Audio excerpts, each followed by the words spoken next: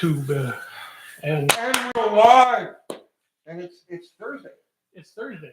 It's like a whole different animal, isn't it? Right. And it's such a beautiful Thursday. It was almost like, it's gorgeous. Let's just go play outside. Yes, that's what I tried to do, but I got sucked into the vortex of working on that freaking Belvedere.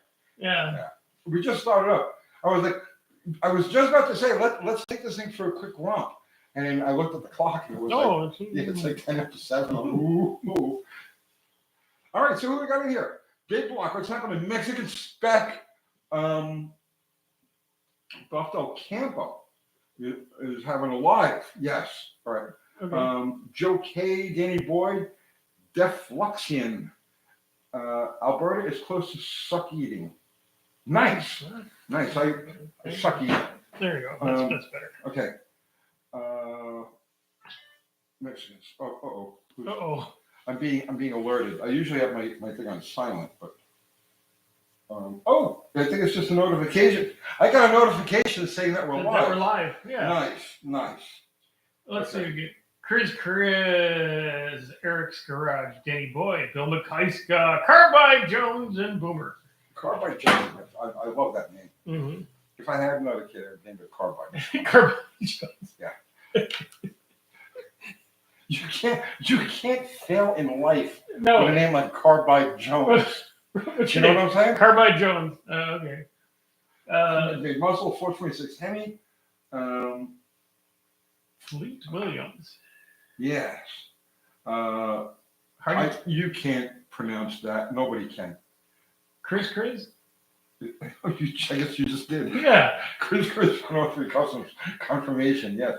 Hardy Boy, Josh Homan, The Easy Life, Paul Perjori, and Hot Shoe.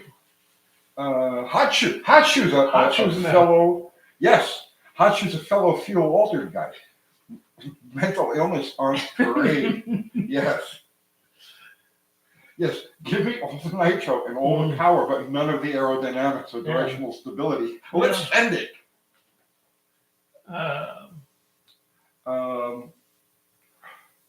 Let's see. Mark M, sorry about the UPS. Well, you're not the post office. Yeah, I know, it's a joke. That's why most of the stuff I send out UPS now, because the post office just sucks so bad lately. Mark M. Oh, hey, Jamie's doing a 318 for you. You're in the best possible hands, brother man. Mm-hmm. I got one of his cast off pieces. Oh, nice. Yeah. Nice. Yeah. Fubar is in the house. Mm-hmm. Christopher Poocher says that I'm the man, Uncle P. You the man. I the man. I'm the man.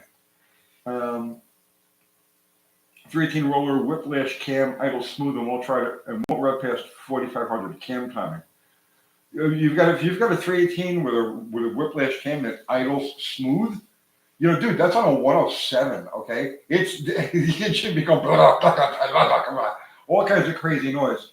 If it's idling smooth, it means that you've got it installed retarded by probably 10 degrees. Yeah, at least, yeah. Yeah. Check your timing marks. You get one of those multiple. It's easy to get one of the multiple bottom sprockets. Well, Jamie just did a video the other day. Yeah, I bought the new parts junk. Yeah, same thing. Yeah, that's what happened. That's why you got no RPM. The Easy Life. Are timing gears worth it on a high torque build, or should I stick with chain and sprockets, 360 man? Yes, there is never. Listen to me. Unless you've got like unrealistically crazy valve train dynamics. Okay, so you've got like an 11,000 RPM engine with like battleship valve springs, right? Or you run a Nitro where you have to open the exhaust valve into an active combustion deal. There's no reason to ever run a timing gear set. Timing gears do not work well on the street. The few factory examples of timing gears that worked on that they had on the street all had fiber cam gears. They were like, how can I explain it? A nylon fiber, well, not metal. Okay. Mm-hmm. No, they rob power. They cause all kinds of harmonic issues. And they rob power. It will rob power. Definitely stick with the chain. The chain gears. Yeah, it's the only redeeming factors. They sound cool for a while till they break. And zero, the always there. Zero put a link to Dr. Art's channel of marvelous amazement. It's true. Yes. And Mexican Spec reminded us to go on live chat instead of top chat. Ooh, see, this is why we have these guys. Yeah, they know what we're doing wrong. They're beyond awesome. They know what I'm doing wrong when I wake up in the morning. Oh. They can sense Mhm. where I've gone off the rails. And Right. Fleet Williams is building a W393. I guess in winter. Windsor, yeah. Okay, but I want to put GT40P on it. What can I do to get more horsepower out of these iron heads? You can get yourself the exhaust gasket and match it up with whatever header manifold. You know, I'm sure you're using a header, and then the roof is where you're going to pick up flow on a Ford head. The GTPs are pretty good, but the roof or the exhaust. That's like any engine, any factory engine that you're working with. Massage and smooth and clean the roof of the exhaust port. Don't worry about the sides. Don't worry about the floor, but the roof of the exhaust port is always important. Lynn H, do you need the right spark plug wires to run Pertronics systems? No, you do not.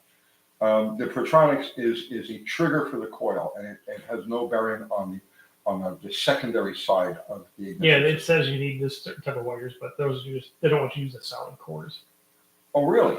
in the instructions. Yes. Now, why? See, I don't. I was wrong. Dr. Art knows more than Because I I do. just put one of these on a Go ahead. 6-cylinder Falcon. It says specifically in the instructions not to use the solid core wires. Did they give you a reason? No, they just said don't do it. Just don't do it. Radio interference with Probably makes a dirty signal. Okay. See? I just did one, and I even read the damn instructions because it was probably 10 years since I put one in the car. Okay. So the only reason I could think of that would be the case is some sort of interruption to the signal, the magnetic signal. But I know nothing more than that. Yeah. Thank you, Dr. Art. But yeah, it tells you what wires to use in the instructions, and if you don't have the instructions, look it up online. It'll say.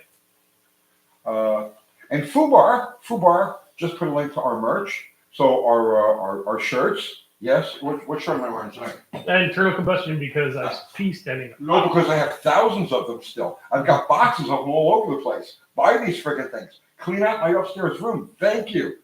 And Alberto, good question. Is the 5.9 Magnum a drop-in replacement for a Poly 318 aside from flywheel? Have a 64 2200 with a 318 Poly and a NP 435. So you're gonna need a flywheel. Yeah, he said, yeah. Yeah. Well, the bolt pattern is the same. Bolt pattern on the back of the block is the same. The Poly will use one extra bolt at the top that isn't there on an LA. Don't worry about it, leave it out. But yeah, you shouldn't have any problems. Wait, what year is the Poly? Because earlier Polys, 61 and back, have the same extended flange on them. He's at 64, so. All right. Okay. You should be fine. You should be fine. If it doesn't have the extended flange with the studs that come through the other side, you know, on the torque converter, then yeah, everything's just going to be a bolt-on slot. Yeah, if you take the trans out and the crank is sticking out this far, Yeah. then you have problems. If it's not, Yeah, if you it's need a bolt bolts this long to get the thing started, you know you've got an issue. Chris Molinex, what's your thoughts on thermal quad? It's thermo quad. Thermal quad versus maybe it's a girl. thermal quad. Could be a girl. Versus Carter AFB. Thermo quad is a great carburetor, but they're finicky, kind of hard to get parts for. When they're off, they're off. If this was 20 years ago, I'd say yes, use a thermal quad. They're great carburetors. And today I say if you're bent on using a spreadbore factory style carburetor, use a Quadrajet. The choice between the thermal quad and the Carter AFB or Edelbrock, because the Edelbrock is a copy of the Carter AFB, go with the AFB every time. Territory, that's Abel, the Land Rover guy. Oh, okay. He said, I snapped an aluminum bolt on my BMW valve cover last week because we were talking about that they were a pain in the ass, the aluminum bolts. This week, snapped a rear half shaft on the ambulance. No, you're on it, man. Destruction follows you everywhere. Yeah. I've been down that road. I've got Oh, that. yeah. Which is one you'll get a week where literally everything you touch just disintegrates. Right, then you just have to go back to bed. And,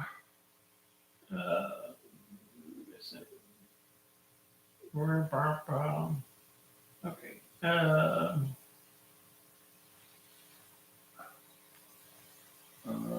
Okay, they're talking about the Petronics. Yeah. Okay. How would you do? Yes.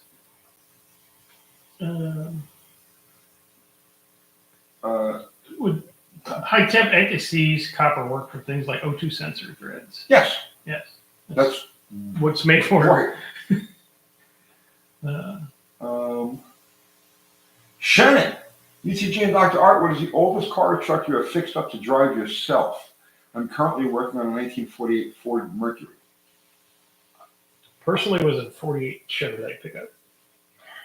No, I mean, besides your altered, because that wasn't really a driver. oldest car you fixed up to drive yourself. Okay, Okay.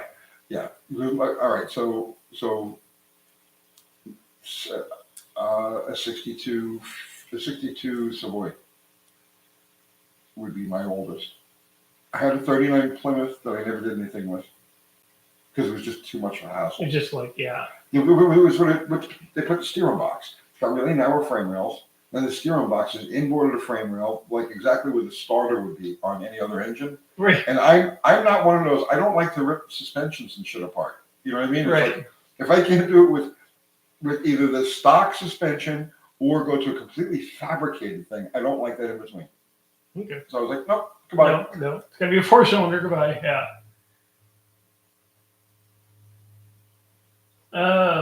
All-terrain TV. Okay. What 4-barrel should I choose for my stock 230 Chevy 6, Holly 490, quick fuel 450, or quadrijet off a 350 305? If it's a stock 230, Stock, you uh, do a 2-barrel. yeah, really any 4-barrel is going to be.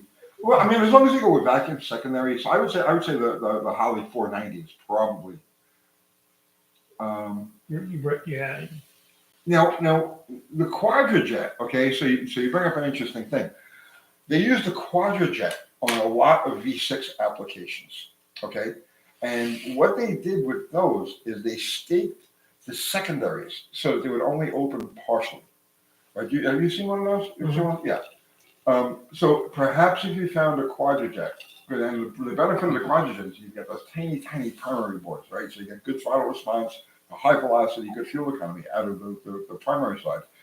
If you can find a quadrijet off of a V6, 1978, I think they started, 1979, something like that. I would use one of those. Yeah, they weren't common because not a lot of V6s had a 4-barrel in them, but yeah, I've seen them and be like, what the? I thought it was broke. Right. I'm like, what's going on? But if in lieu of finding one of those things, go with the vacuum secondary Holly, and you will never get into the vacuum secondaries on it. Yeah.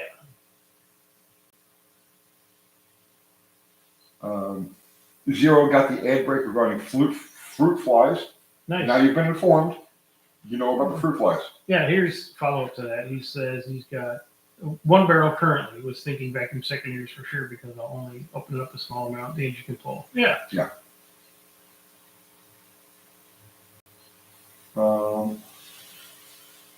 And then James' video on that engine that he's building, I didn't know that the cap size was different on the 318 and the 340. Yep. 340 and 360. Because cap.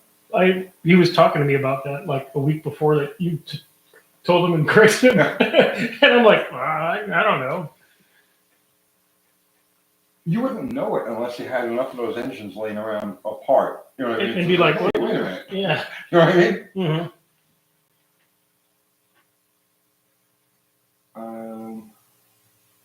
Hot shoe. There are variable velocity carbs out there, but none that I've played with work well except for the Predator, and it is not a street carb. Did you know, my Nitro brother there, that I actually spent a year working with Dale Barlett, and I got him qualified at the only NHRA national event he ever qualified for, like the one. And Dale Barlett owned Predator Carburetor. He was Predator Carburetor. I used to service the funny car in the same shop that had the machinery running. So the funny car was from one bay, and the next day was all of the machinery running to make the trinkets and odds and ends for the Predator Carburetor.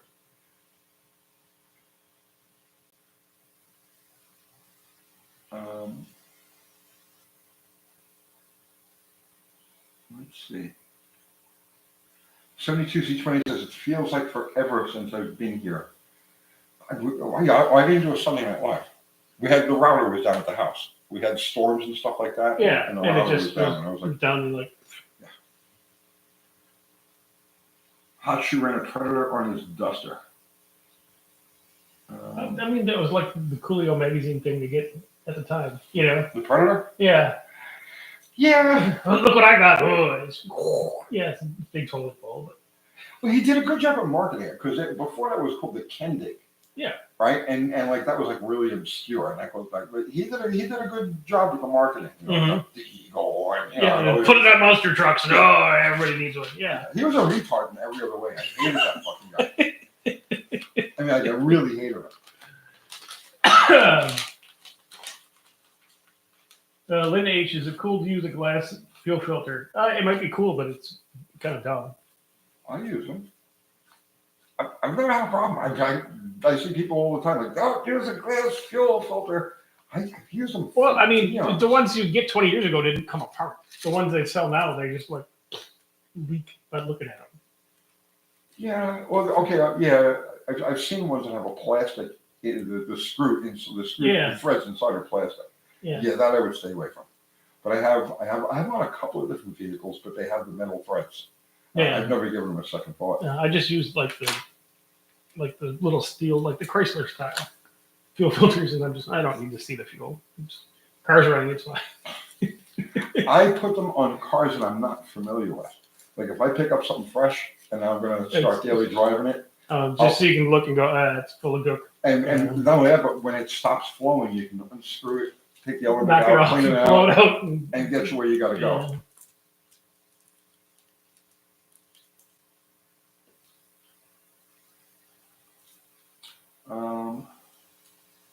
Wheelie King, there are glass sediment bowls on tractors that are 100 years old and going strong. Exactly. Mm-hmm. Exactly. Wheelie King is always the voice of mechanical reason. Right. Uncle Tony, have you ever tried a sandrail or go-kart project and used a propane tank for holding gas? No, but I actually had a 68 Charger when I was a kid, and I used a propane tank for gasoline. That's what he made a fuel tank out of it. Oh, okay. Because who could afford, like a highfalutin. In New York, it was rotten after a couple of years, so you had to put it in the trunk. Well, no, it was a weight thing. Like the car was completely gutted. Oh, so you wanted more weight in the back for street race? Yeah. So I took a propane tank and turned it into. I welded a neck on the top and a nipple on the bottom with a vent on, and I used that as my fuel tank. I was a broke kid and couldn't afford like a fuel cell. No. You just didn't get fuel cells in the 70s and 80s. No. Yeah.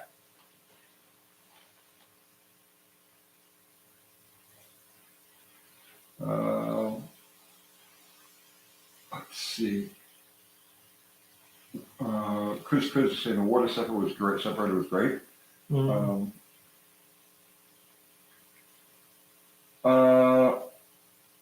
Couple of 3 arc. How do you guys come up with these names? Cryptic 3 Rick. And how do you decipher what they are?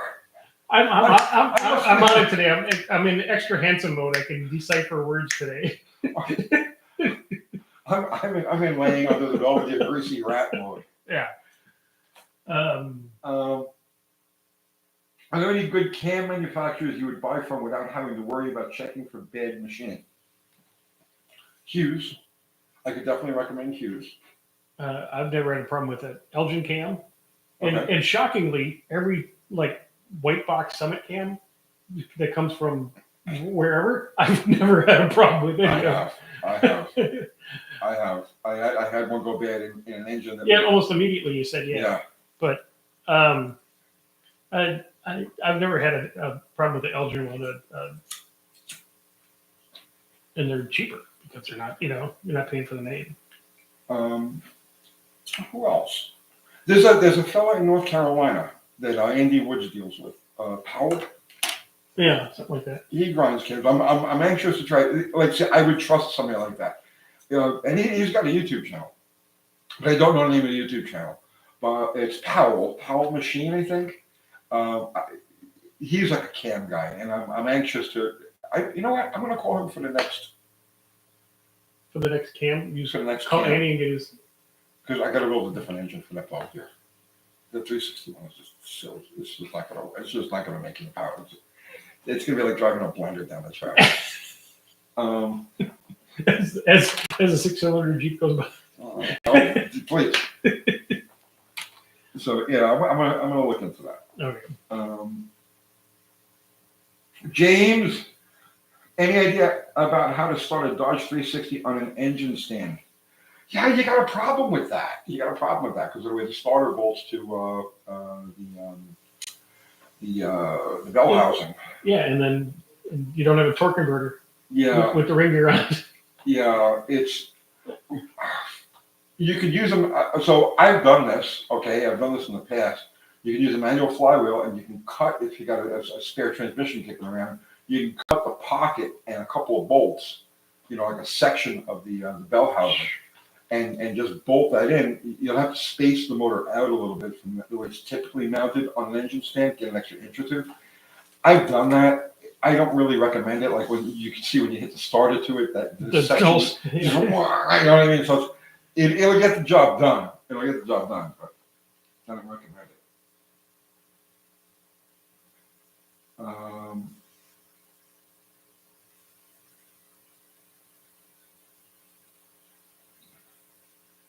Let's see.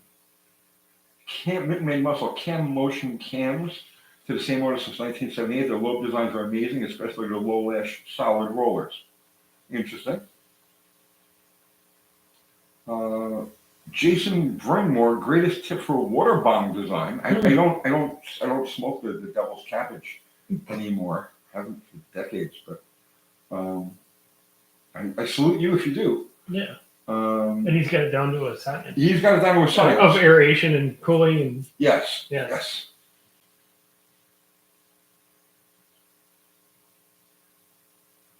Okay, Really King is saying I see a lot of guys having good luck with Howards. And yeah, Daniel Powell. Yes, that's his name. Yeah. His cam specific YouTube is Powell Cams.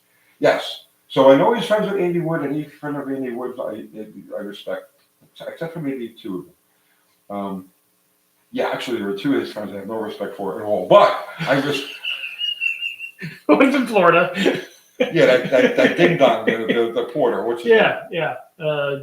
I can't think of his name. Yeah. I blocked it from my consciousness. Dremel Dave or whatever. Dremel Dave down in Florida. And a certain completely very, very senile gentleman.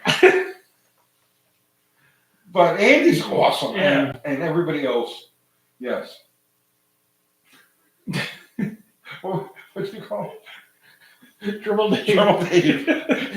Dremel Dave down in Florida. Let's see. Hot shoe. Tony, did you ever run at Tulsa? No. I experienced a dip just before the finish line. No, but I street raced Fountain Avenue with the dip at 1,000 feet. And boy, let me tell you. Bob's Chop Shed says all you need is a 1/4 inch steel plate. Trace out the bell housing bolt pattern, cut it out, and bolt your starter to the motor and take your old converter and cut it down. It's not that simple, bro. The starter fits into a pocket. And if you don't have the starter in the pocket and just have it on the bolts, it will literally just snap the ears. I know because I've done this, okay? It'll literally snap the ears off the starter. You need the pilot that's in the bell housing for the nose of the starter to fit into. And that's what holds it, from going like this when torque is applied.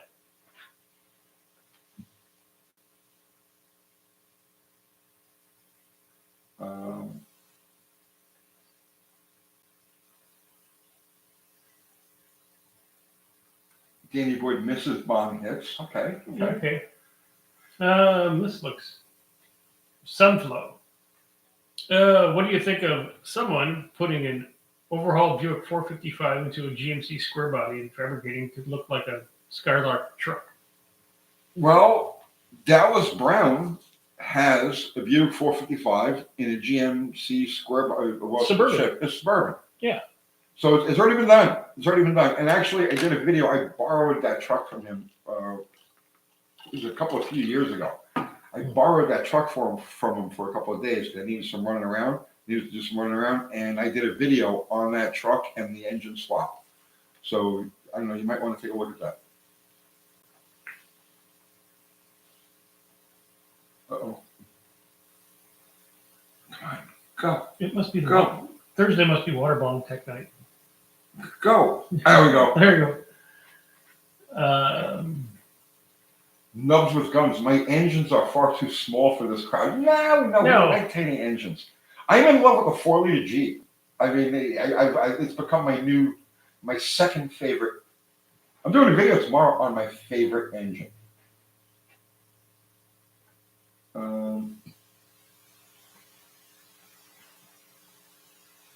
Let's see. Bob's Chop Shop. Yeah, I forgot about that. Or you'd have to make a pocket. Yeah. I know, because I tried exactly what you're talking about many years ago. And that's exactly what happened. As soon as the starter went kunk, and it just broke the ears off of it. Yes, Wheelie King, wait till you see what we're going to do with this one.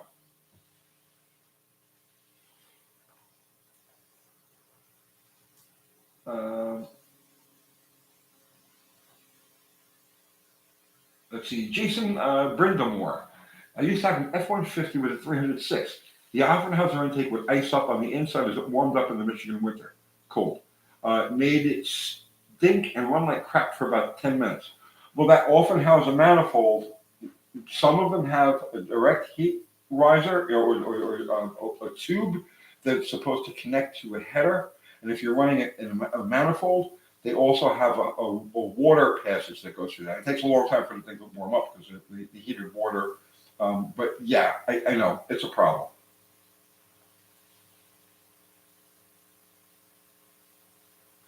Really King loves the 383 also. Dude, they give me a warm fuzzy. I mean, it's the only way I can. It's the only engine that does it for me. I swear to God, it's the only engine that does it for me. I look at the 383 and I'm just like, I love you. I want to protect you. I want to take you home and give you a good life. Every other engine these days, I'm just like, you piece of shit, I hate you.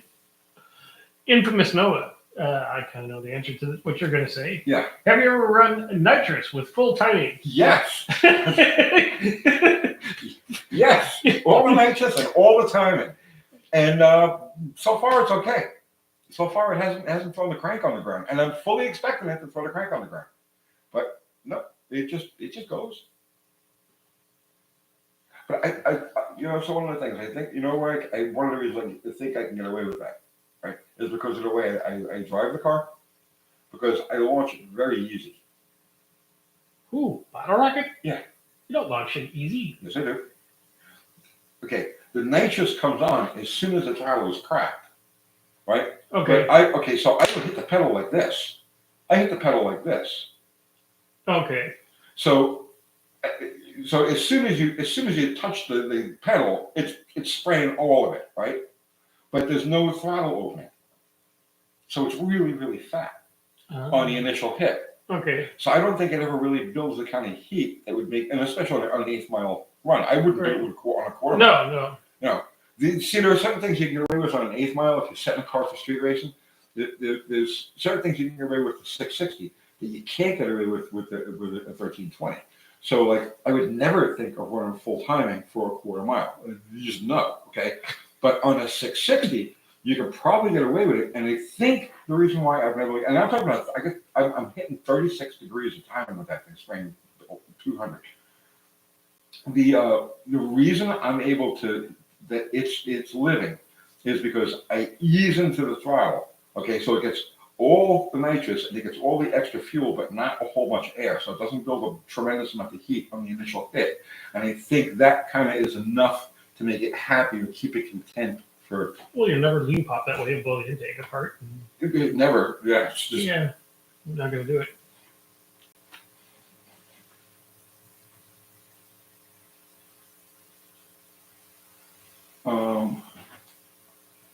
Chris Triumph, Uncle Tony, why has my 72 Sportster stopped leaking oil? It's empty. It's empty. There's nothing left in It's it. empty. Fill it back up.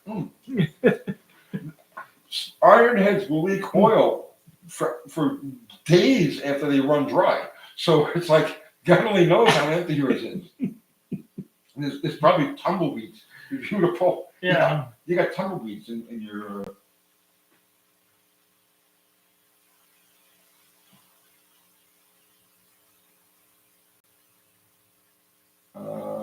Let's see. Mr. Bun Bun. Mr. Bun Bun, yeah. No, Mick Bun Bun. Mick Bun Bun. We've got a 403 olds with a mild cam headers, intake carb. Could it be timed by ear or by vacuum, or is that too much of a performance engine? Like really under no like parameters could you consider an old 403 a performance engine. I gotta be honest with you there. Yes, you can time it by ear, you can time it by vacuum. I don't really recommend timing by vacuum. A lot of people are into that. I would time it by ear.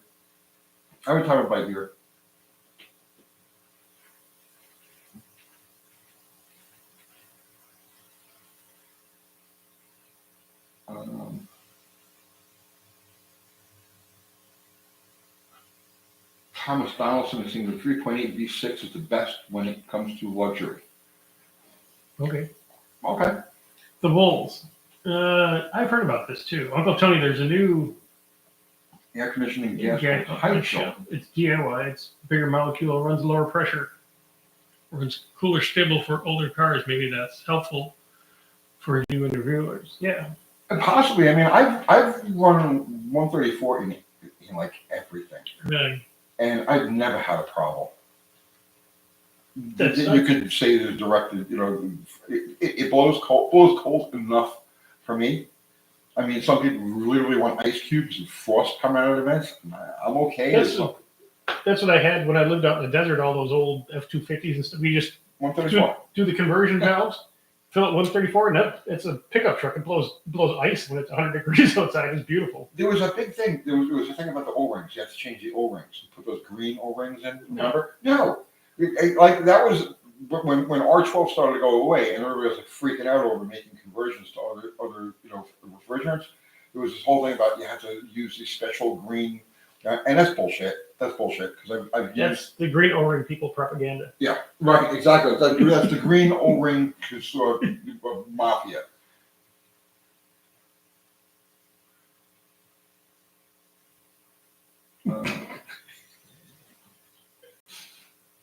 I had a Charger with a 383 that we could not get to run well. Nothing worked.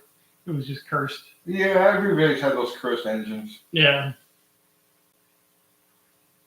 Rust Bucket Restos is in the house. What's happening, brother? Mm-hmm. Danny Martino. Picking up a 66 Ford Mustang next week. The person told me that he put zinc oil. So what should I do? It's a straight line inline six. Show Rotella. Yeah, Rotella. Rotella has enough zinc to keep it. So any 6-cylinder Ford happy for the rest of the flight. Yeah. It doesn't have enough zinc in there for a braking period. I'll tell you that right now. Right.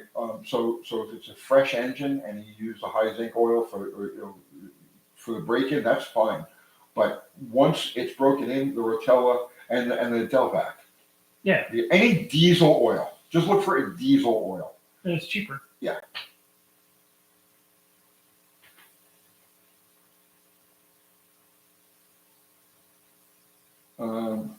Brian Power, UTG, back in the repair shop days, did you ever run into an old 5.7 diesel that wasn't getting replaced? I was a master of replacing old 5.7 diesels. With 350 Chevys. Oh, please. We had that swap down in a couple hours. That and 305 Chevy camshafts. Yeah. Flat. Yeah, they're all flat. Oliver Brown, wondering how a GM Geo Metro 1 liter would handle nitro RPMs. Suzuki GM. Dude, I don't know, but video it.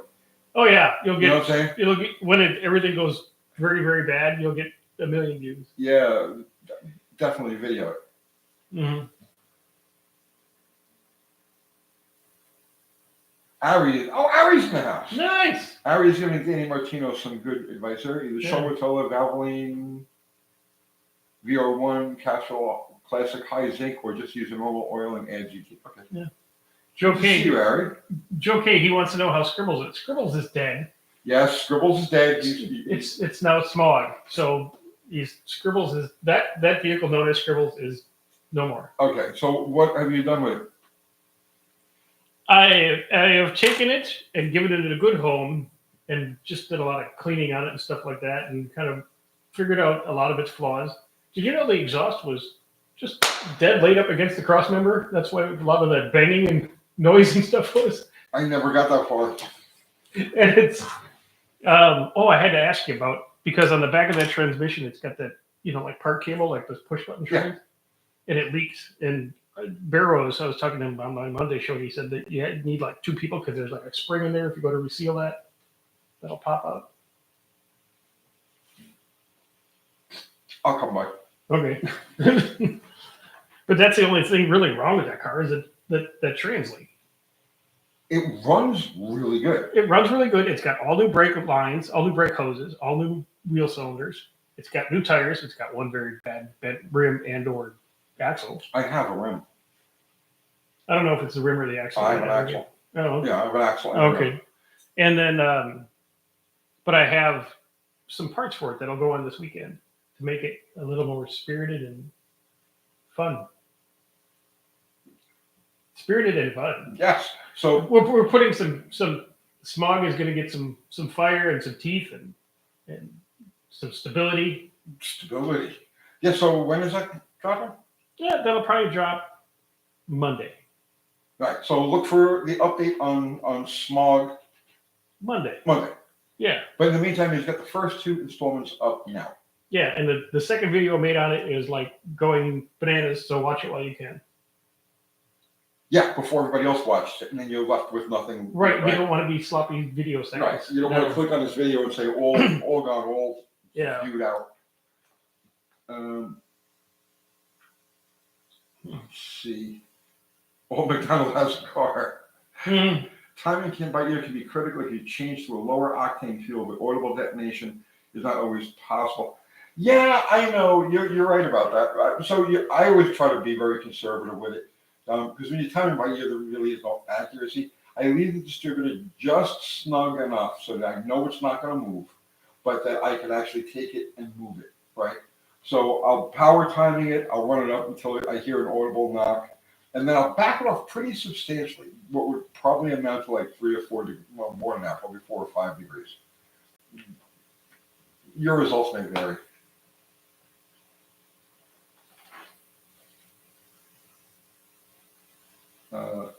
Hipsters and hippies, family dinner time. You go chow, brother, man. Oh. Don't stop talking about food now. I have to. Please don't. I have to.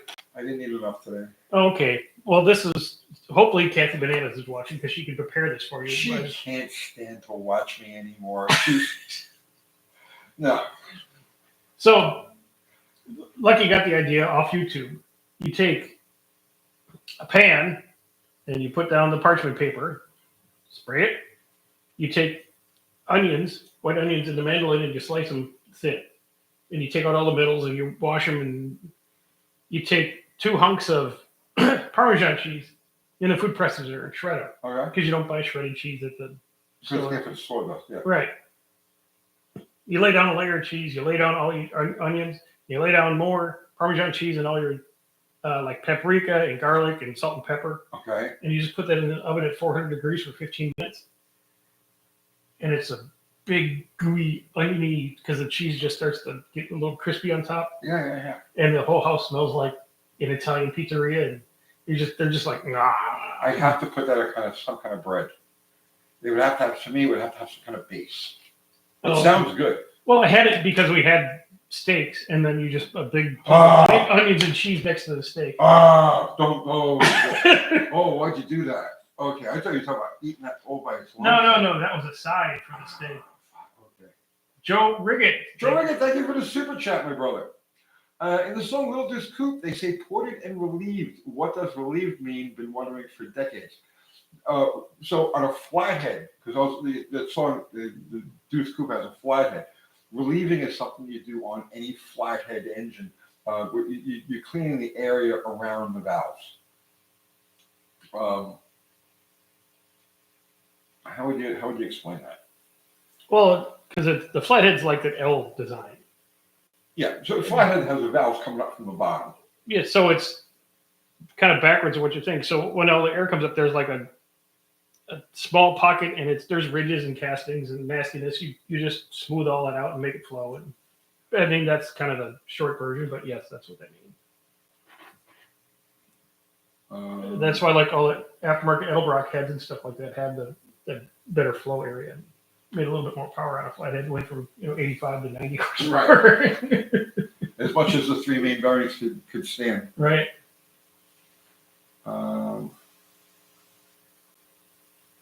Oliver Brown, is there an economy V8 that can be combined welded machine to create a viable V16? Strange question. Chet Herbert had a V16 Chevy.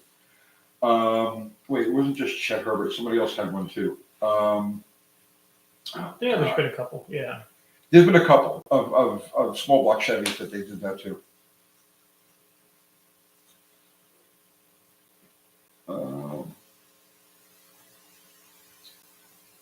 Let's see. How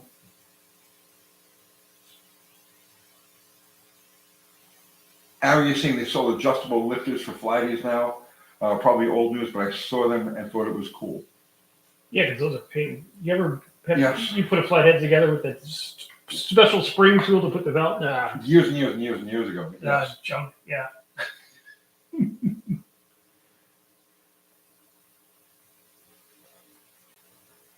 And according to Ground Pepper, Kevin is dumb nuts.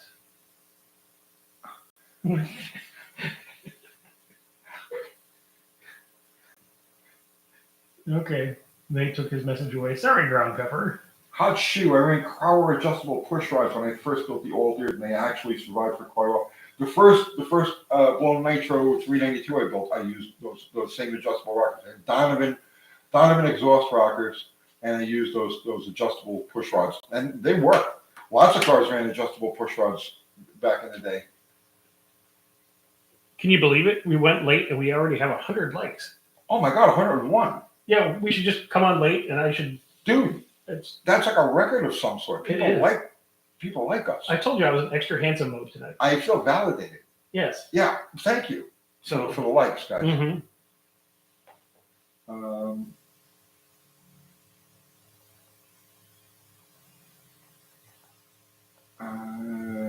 Let's see. Yeah. Barton Irving. I have tons of fuel leaks on my Holly 4150. What else is new, brother man? After rebuild, do you have any rebuild kit recommendations? Yes. Spend the $50 and get the Holly kit. Okay. Because everything else is Chinese garbage, and the gaskets are misstamped and misformed and not the right. And your power valves suck and everything else. Spend the $50. Yes, it sucks to spend $50 for a rebuild kit, but get the Holly stuff. You'll never have a problem. It's hard to argue with what he just said.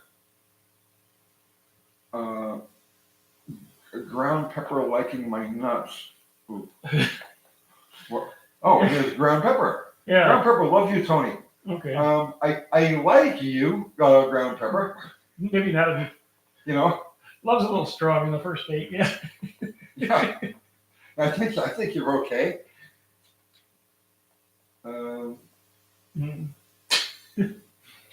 Zero.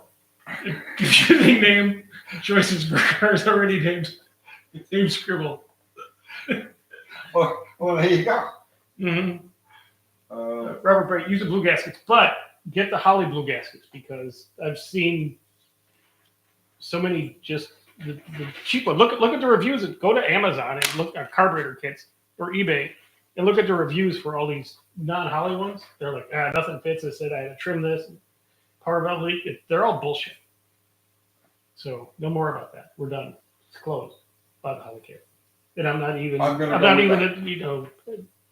But. Thank you, Fubar, for putting the link to my merch and the stuff that we have in the store. Uncle Kathy is home right now. Kathy Bananas is waiting to take orders. She's just sitting there staring at the computer, like gritting her teeth. Where's the orders? Where are the orders? Like all these freaking t-shirts piled up everywhere. Well, you can relieve her stress right now by following that link that Fubar just put. And buying 11 internal combustion shirts. Yes, buy as many of the freaking things as you can. I have way too many of them. Ground Pepper, you're pretty okay too. You're pretty great too, Ground Pepper. You're making me a little uncomfortable. I got to be honest with you, Ground Pepper. Making it weird. Don't make it weird, Ground Pepper. You know, we have 124 likes already. We do. Jesus Christ, it's here. Oh, how did he get here? He's everywhere. That's true. Him and Zero. Him and Zero are everywhere.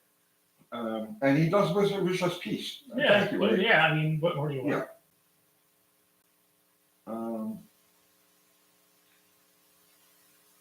Let's see. Common Grackle. I'm browsing my local Toyota dealer online for shits and giggles. There are $40,000 Tacomas without four-wheel drive. I know.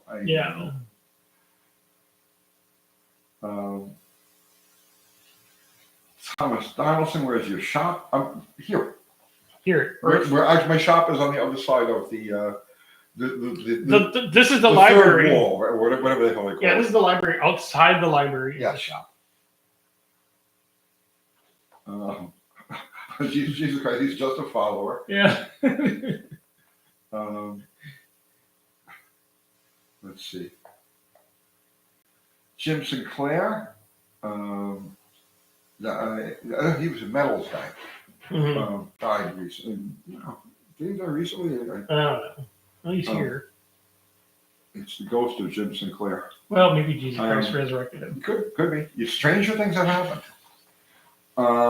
Is there such thing as a 4-volt main for a 225 Sensex? No, there is not. Why would you need one?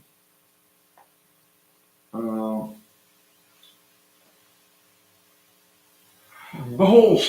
Did you guys see the new Ferrari V12 that has oval pistons, or to be more accurate, capsule-shaped pistons? Honda did that. Yeah, but Ferrari did. Oh, we can put more cubic inches in a small motor if they make it look like a potato. Yeah, well, Honda did that with their motorcycles. They had the twin connecting rods. Yeah. Wheelie King would know which one had that. It's missing off the top of my head, but Wheelie King would know which Honda had the oval pistons. So it's not a new idea. I always wondered how they made the rings for it. That's some voodoo there. That is some voodoo, because rings. I don't know when they make no, how true, they didn't do it with the CBX. The CBX had oval pistons. What was I going to say? When they make rings, it's like in the form of a slinky. And then they right. So I don't know how they do the oval rings.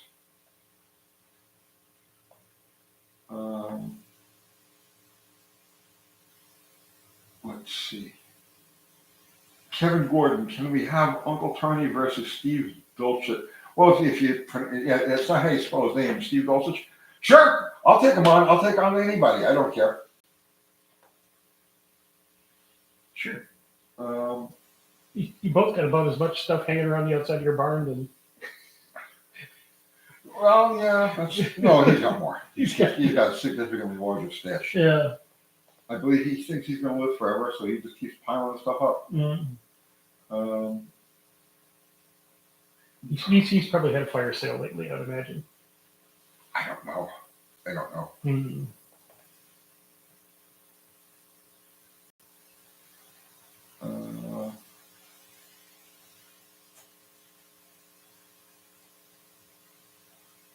Let's see. I can't. Here we go.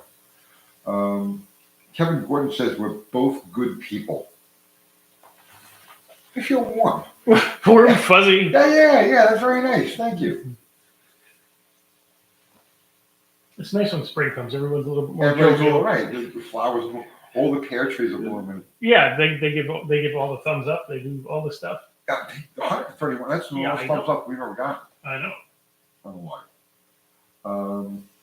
Joseph Clements, what type of sealant is best for installing freeze plugs, in your opinion? I generally don't.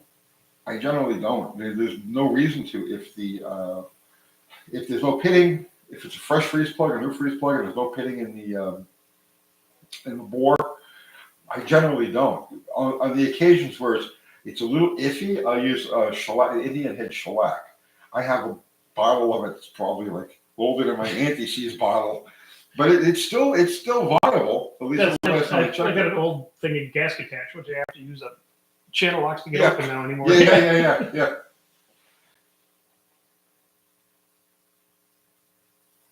The Honda NR500. Okay, that sounds about right. Mm-hmm.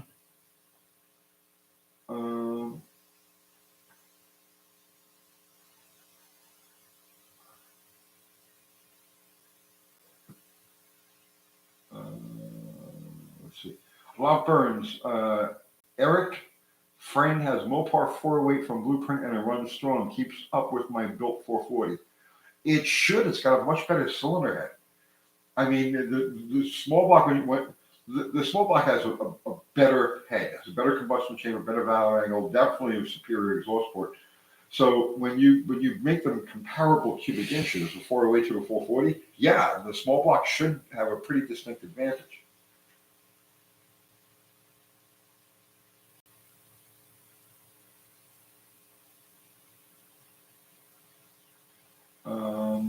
Alien Depot, can you run a flat tappet cam in a Preem Magnum 318 roller block? Absolutely. Absolutely.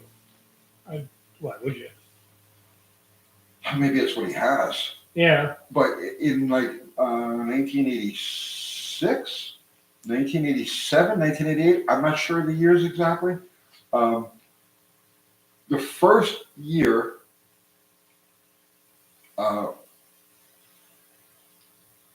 they went to the roller on the 360 first, but they used the same casting, the same valley casting on the 318s. So the flat top at 318s in 87, 88, 86, 87, 88, maybe the years, I don't remember exactly, but they came from the factory with the tall lifter bores and the bosses there for the spiders that hold the lifters in place. They came with flat top cams. The 360 had the roller and the 318 came with flat top, but it had that set up.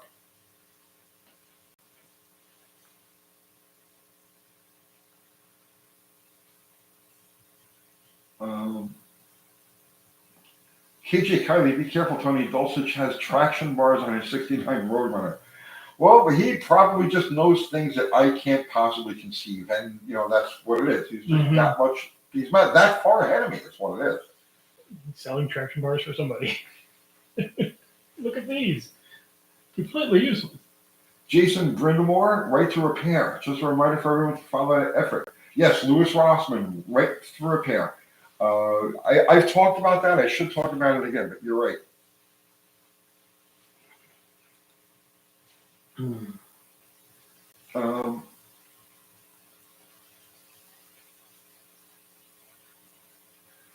Well, again, you're absolutely right.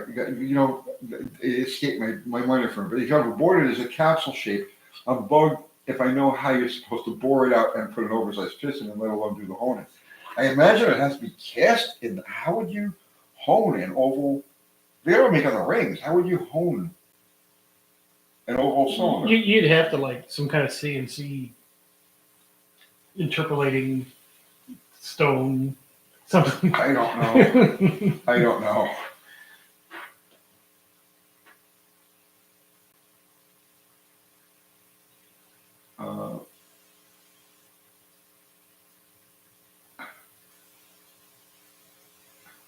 Some of our moms are saints at this point.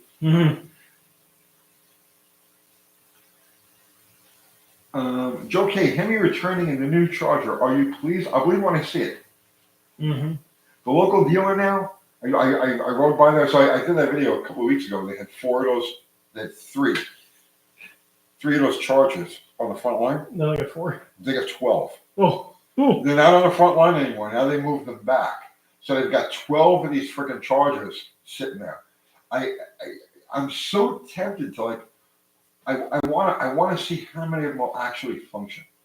Like they got 12 of these cars sitting on the front Oh, line. you want to go see which one will actually start? Will actually. I want power to up see and which go ones would power up and actually move. But I don't think the dealer would appreciate it. No. There was something funny. Somebody did a typo here.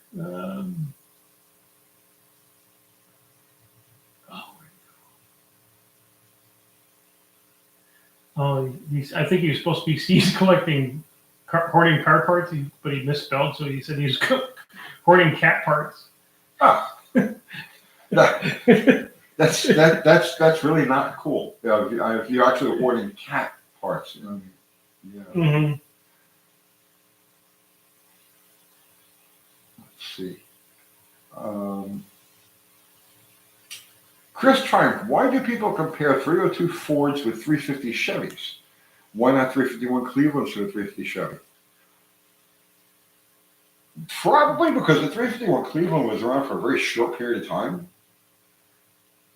73 was last year for the 351 Cleveland, and the 302 lasted forever. Right? Lasted from 68 until 98. Yeah, 30 years. Right. So if you think of like 80s and 90s Ford versus Chevy, the 350 was the General Motors engine. The 302 was, I know they had 351s, but the 302 was the one that was in the Mustangs, and so I guess that's probably why. Mm-hmm.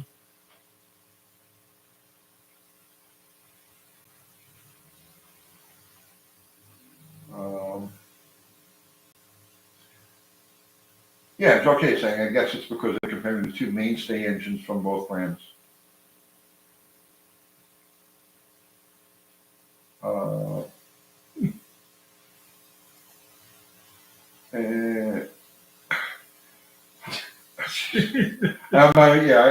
just read that. Yeah. Yeah. Sir? Common grackle, we all know someone will Hellcat swap the EV Charger body. It's a nice body. It's a good looking body. The interior is okay. It's a little like Rocket Boy for me. I like bench seats. You know, I'm an old school. But I mean, it's a beautiful body. Mm-hmm. I honestly don't know if that car is going to stick around long enough to see production Hemi orders. I honestly don't. It's such a disaster. I've seen now where they're discounting the price on these things.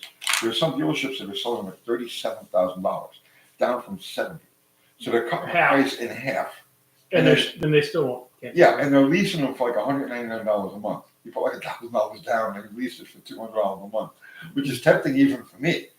You would just set the world on fire. You pulled up in an EV charger. Oh, I could make the car would pay for itself in content in like two videos. Oh yeah. Maybe that's a good idea. I could do. I would end up doing a whistle and diesel on it. Yes, that's the point. I know. Listen, it's crossed my mind. Or you take the battery out of it, sell the battery for $40K, and then swap in a 383. And Bill McKaiska, thank you for the super chat. Any opinions on the English Lab breed of dogs? Mine was very smart, strong, and defending of his family and turf. He was my best friend until the moment he passed. I'm so sorry, bro. Have you all been around one or had one of your own? I had a lab mix named Lola. She had a brain issue and passed early. She was such a sweetheart. Homely. I adopted her because we went. Nobody else would. I have a couple of dogs that I've adopted because nobody else is going to take these. And I had my dog Daisy got hit by a car. This is back in 1999, right? Mm-hmm. She got hit by a car, and we were devastated. Okay, and so I said I have to go adopt a dog right now. So we went to every shelter in New York City. Okay, this is like a frantic thing. Okay? Mm-hmm. And I'm walking, so you go into a shelter because you do it all the time. Yeah. Right? And the dogs were going, yeah. They were going nuts, right? There was one dog, homely, laying down, just like sobbing, like she was just like, right? And I was like, come on, you're coming home. Mm-hmm. And I was Lola, and she, what an awesome dog. But I don't have any direct experience with English labs. My dog Bob, he was a black lab. Yeah, he was great. No, labs are awesome. Yeah. Yeah, Bill, I'm sorry for your loss, bro. It's never easy. I've lost so many of them over the years. Yeah. And yeah, I know, man. I know.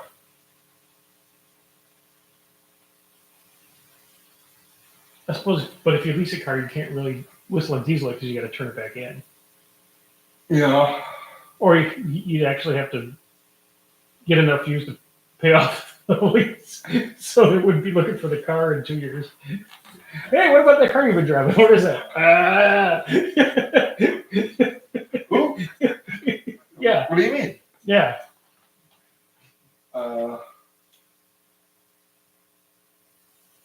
Let's see. Wayne Buzzle, if there was no traffic, what would be your favorite motor to drive on the Dragon's Tail? Balls out fast. He's the right question. He's the right guy to ask that question to. I slow down for unless I'm on a motorcycle. A Mopar.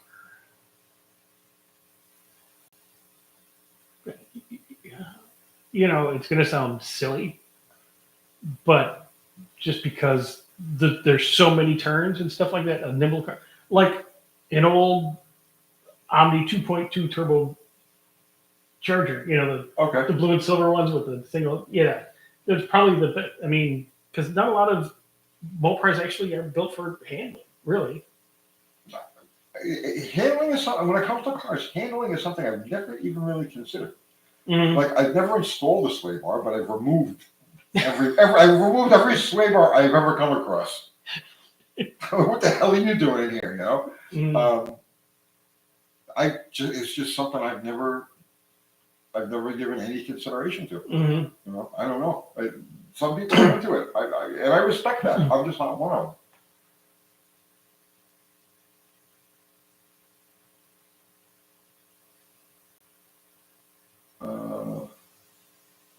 Joseph Clement, what's your opinion on the ring gap on a stock small block Chevy built with a mile cam? I've seen several different sizes. It's confusing me a bit. Joseph, go with whatever the ring manufacturer recommends. Just when you buy your rings, okay, they're going to be when you open a box, there's going to be a wax paper type of thing that they wrap them in, and on there it'll give you generally. Can you think of any brands that don't have that? No, they all do. Yeah, just whatever it says on the ring package is what you gap them at, right? So it'll be a stock ring and a stock gap, and it'll give you a gap for supercharged, turbocharged, a gap for like nitrous oxide, right? Go with the stock cap, what they recommend, because every ring is a little bit different, and the manufacturer knows what the growth characteristics are of that particular ring, and that's what it's based on.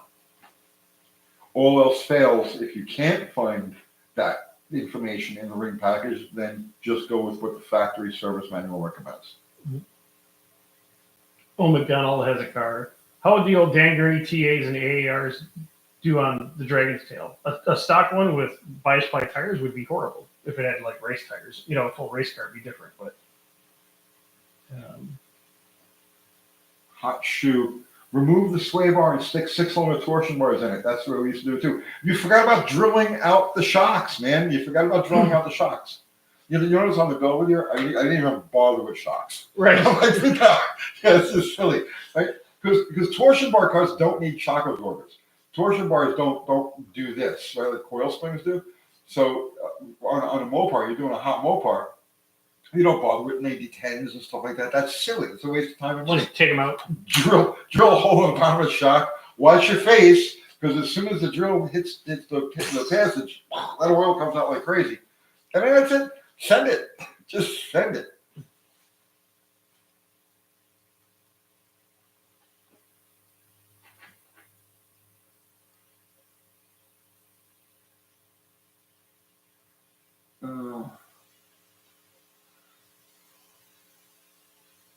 Canucks dude. How do you end up being a Chrysler guy more so than other brands? What do you think makes the Mopar stuff different from the other brand offerings in the muscle car era? Dude, I wish I could identify when I became a Mopar guy, but like, I wish I could tell you like what.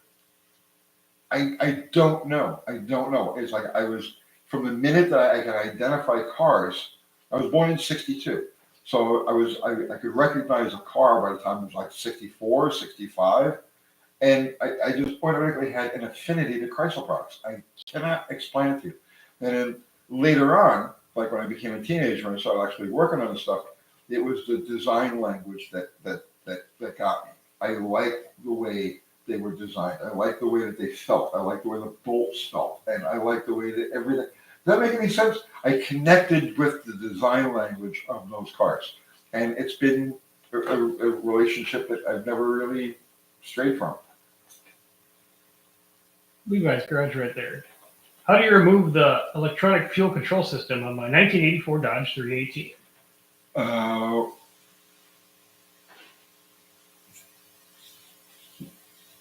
do you remove the electronic fuel control system? You mean the TBI?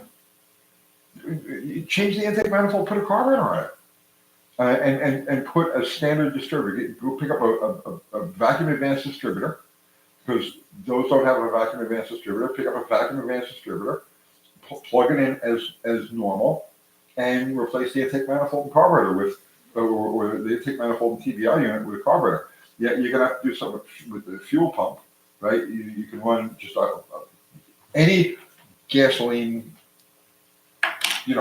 regular fuel pump. You don't need a racing pump or anything like that. You can't put a mechanical pump on that engine unless, because those engines, the TBI engines, don't have an eccentric to turn the fuel pump. So you have to use an electric fuel pump. Did I leave anything else out? No. Okay. Carb distributor pump. He made it sound so simple. I rambled on for 45 minutes, and you're like, oh. Yeah.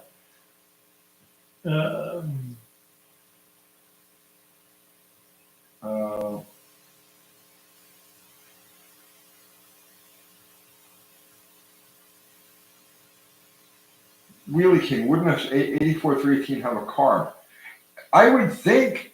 If it's got that, is that the lean burn years? I don't. Yes, it would be a lean burn year, but he said electronic fuel controls. So he could. Well, he needs to specify. Okay, so Wheelie King is right. Mm-hmm. That's not a TBI motor. That's a lean burn motor, and in that case, the only thing you have to change is a distributor. The carburetor will function just fine without any of those without the electronic controls. It's going to have a BBD on it. A vacuum advanced distributor. That's all you need to do. Just swap the distributor out, and it'll run fine. Yes, Levi's garage. Okay, we caught up. Yep. So yeah, just change the distributor. That's all you need to do.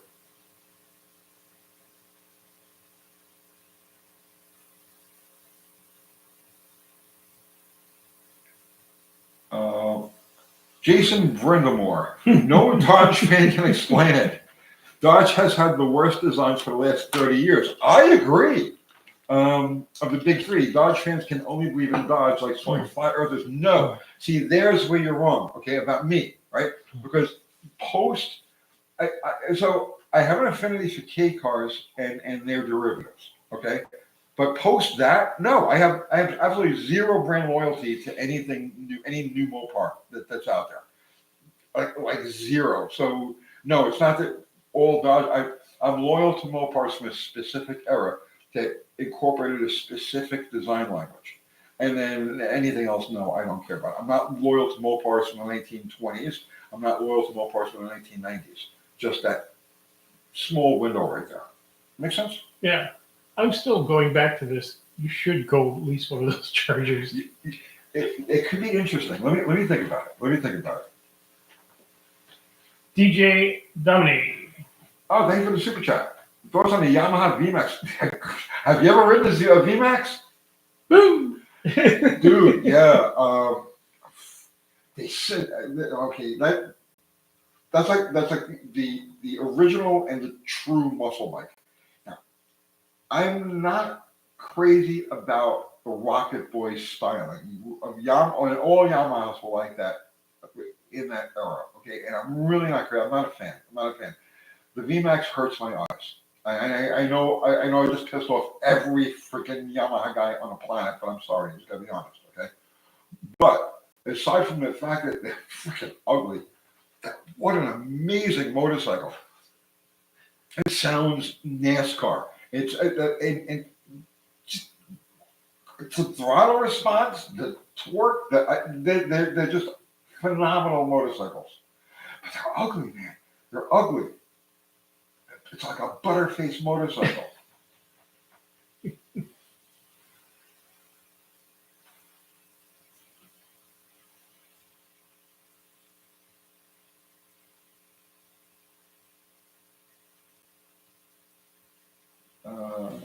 Yeah. Yes. Mm-hmm. Let's see.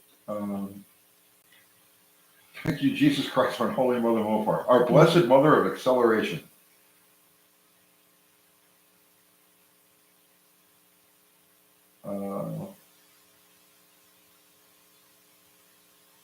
Okay, at least Newpar has some dignity from the 2010s up to 2023, like the Hornet. Yeah, geez, I know. Now, listen, I take nothing away from the new stuff, and yeah, because there's like that not so much brand loyalty, but it's like it's like oh, those are my grandkids. You know what I mean? Even if you don't like your grandkids, you still You're like, like, well, yeah. go get them, little buckaroo. So Go, Billy, go! go, Billy, go, right? So that's how I look at the newer, like the Hellcats and stuff like that. It's like, if they're relatives I really don't want to be around, but I'm glad they're doing good.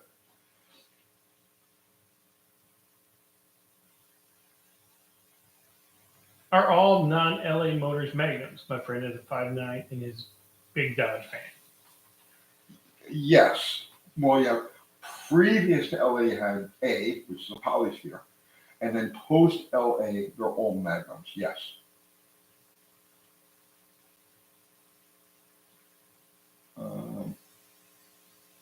Wheelie King, I became a Chrysler guy when my dad told me he has never scouted the bottom end of a Chrysler V8, but it's just about every GM and Famoco V8, knowing how he drives.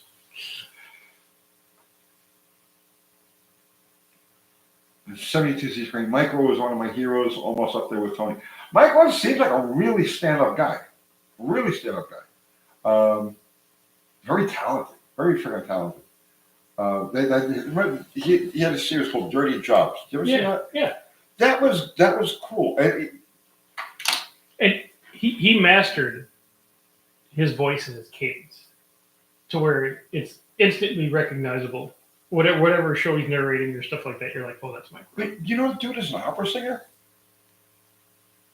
I think I heard that, but yeah, Micro is an opera singer.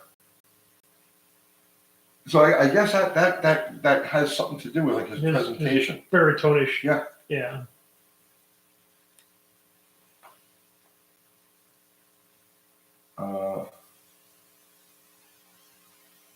Shangri-La, what's the easiest Mopar to work on?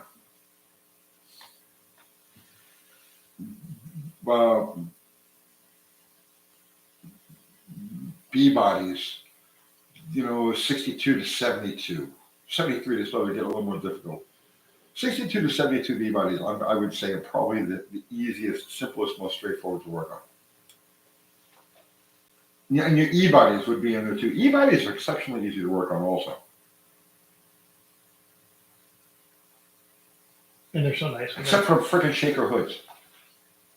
You learn to hate life. If you ever mess with a moped with a shaker hood? No. You don't. It's just hell. Just don't. Just don't. In the old days, anybody with a shaker hood would just automatically, rivet, glue, bond, or whatever the bubble to the hood. You know what I mean? It was like that whole experience of like, no. Leaks and rattles and. Well, no. Anytime you need to get anything under the shaker, right? Anything in the carburation, anything. It's this whole ordeal. Oh, of disassembly. Yeah. Yeah. I had one like that. I had a 71 446 pack Cruiser that had the bubble bonded to the hood.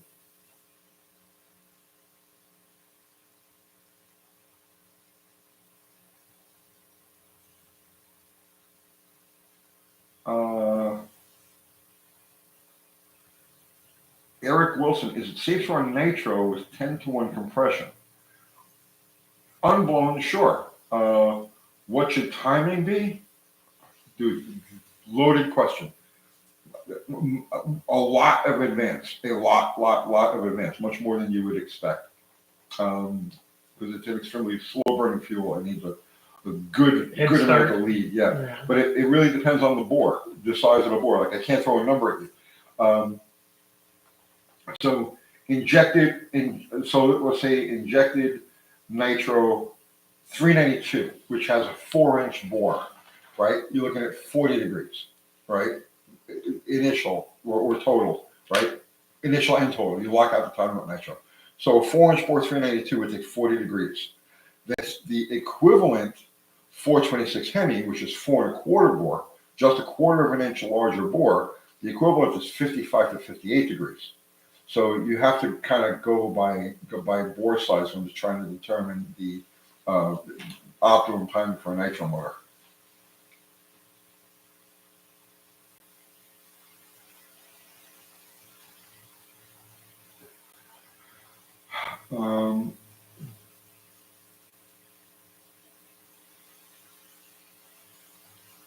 Let's see.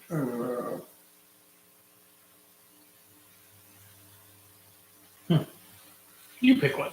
No, you pick one. No, you pick one. No. No, you pick one. Let Zero pick one. Okay. Zero pick one. Dakota's in the house. Howdy, Dakota. Dash Rip Rock. Also a good name.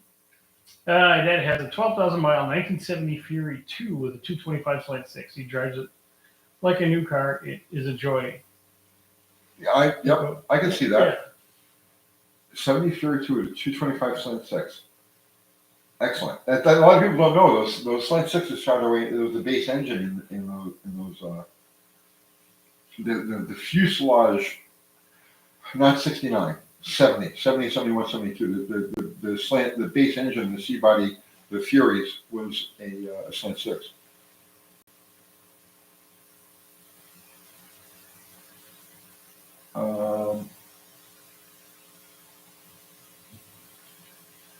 Let's see. Canucks dude, in your experience, what was the most underrated Chrysler performance engine in terms of factory advertised horsepower versus what you actually got bone stocked, and which wakes up the most with basic mods? The 400. The 400 is the most underrated out of all of them. I know it's a low compression motor. I know, I get it. But no, those are underrated. The relationship the large bore with those cylinder heads and that 338 stroke crank is just a rev happy, in spite of the piston weight, it's just a rev happy go motor. I'm going to say that those come around the biggest percentage. You get the biggest percentage gain by putting a proper tune, proper carburetor, applying the typical hot rod tricks. The 400 will get you the biggest bang for your buck.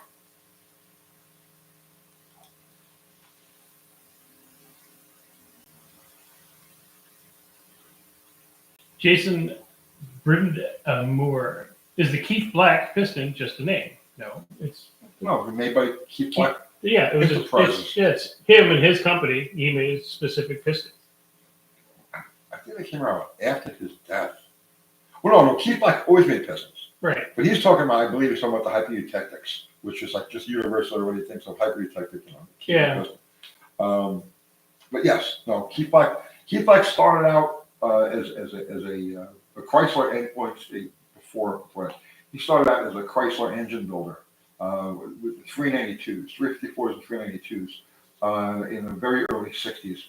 He was partners with Don Prudhomme, Snake Prudhomme. They had the Greer Black Prudhomme dragster, which owned Top Fuel for a year or two down there in Southern California. And then from that point, he was just full-time Keith Black racing engines. And yes, I had the honor of talking with him several times back when I was in that world. DJ Dominic, thank you for the super chat. 833 in Dakota, will it work? Well, why wouldn't it? Yes. Yes. Yes. Yes, it'll fit better than the stock 5-speed would have.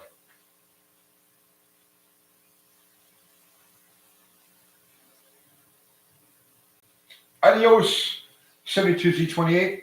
See you.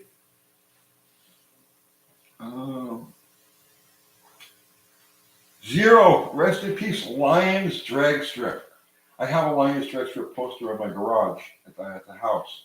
The last drag race, December 1st and 2nd, 1972.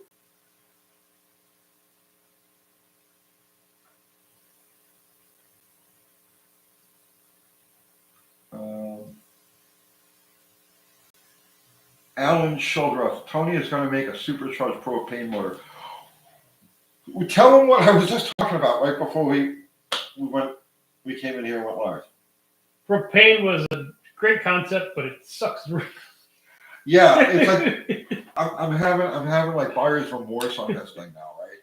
So I just put it all back together again. I put the transmission back together again. I got the big oil pan on it and everything, and I'm like, it's just so weak, and I don't really see it coming around very strong. I made a mistake.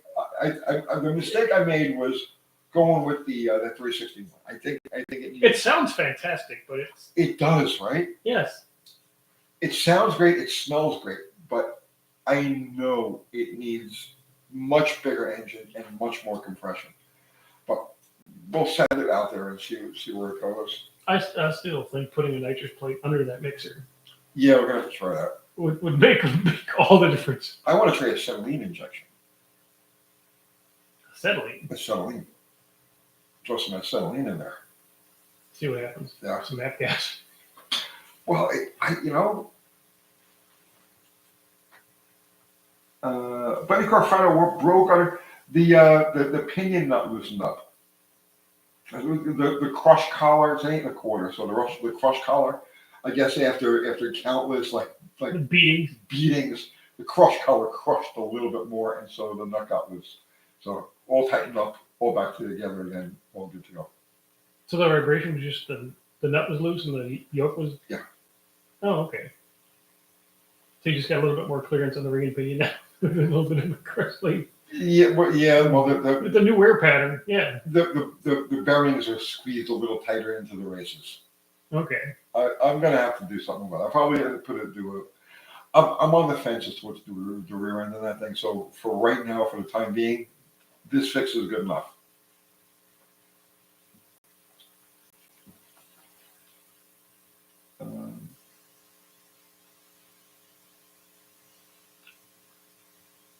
Let's see. Jason Brindamore, what made most inline 6 motors so damn near indestructible? They were low tune engines. They're unstressed. They're not stressed. They're like a little sewing machine and they're just buzzing away.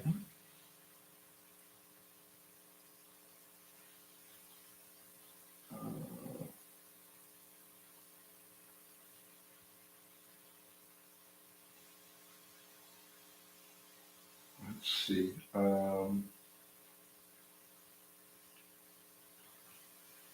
Propane does not make CRISPR. I know. My name's Jeff. Do you guys have interest in Japanese motorcycles?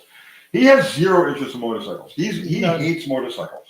Not hate them. I just know not to get on He knows not to go. I myself, I love all motorcycles, and So I've got five. I got two Sportsters, a Buell Ulysses, and I've got an SV650, which I picked up about a month ago, and I absolutely adore this bike, and I did a video on it. And I have a little Honda Super Cup, which is obviously a Japanese Even bike. the Super Cup, I'm like, man. Yeah, you wouldn't even ride that silly little thing. It's so happy. It's just. I know. I'm just like, no, because then I'd be like, oh, here, let's step up to this one. Oh, let's go this one. Oh, wait a minute. Let's see how far we can pull this wheel. Oh, let's see how fast we can go on the freeway. Oh, there's a tree. I know. I've done all of those things, but that won't happen on a Super Cup. No, so I don't even start. It's like, just put the crack down. You don't need to start. But yes, the answer is yes. I love Japanese motorcycles. I've owned pretty much every Japanese motorcycle. The Kawasaki H2s, baby, Laupers. I cut my teeth on it. I had a 69 H1, which was vicious. Okay, I've had H1s, I've had H2s. The 69 H1 was the most ridiculously unpredictable device. It was a woman on wheels, period. And you never knew what the hell you're going to get out of it. Anytime you looked at the throttle, it was a different result. It was just insanity. And by comparison, the H2s were tamer. They made a little more power, but they were a little bit more predictable. But yeah, I've had every Kawasaki triple. I've had every Suzuki triple. Yes.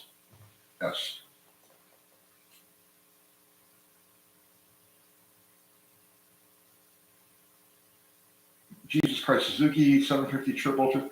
No, you see, the Suzuki was a real letdown. The Suzuki, the Water Buffalo, was one of the most disappointing bikes I've ever. Because I had the bigger triples, the Cowie triples, Yeah. okay, and I always like, oh, gotta try a Water Buffalo, So finally, I bought a Water Buffalo, and it was the most disappointing experience of my whole life. And I think my friend Matt Canick still has that motorcycle up in New York because I gave it to him. I was like, okay, I hate this. Here, take this bike. Yeah, the Water Buffalo sucked.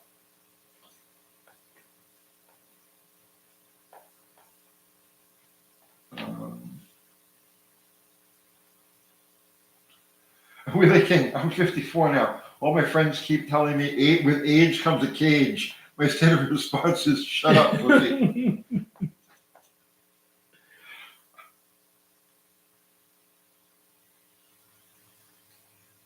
Did you ever do any of the street two strokes? Yeah, that's what we were just talking about. The two strokes. Yeah. The Kawasaki triples. Oh, okay. Ride it once, feel it forever.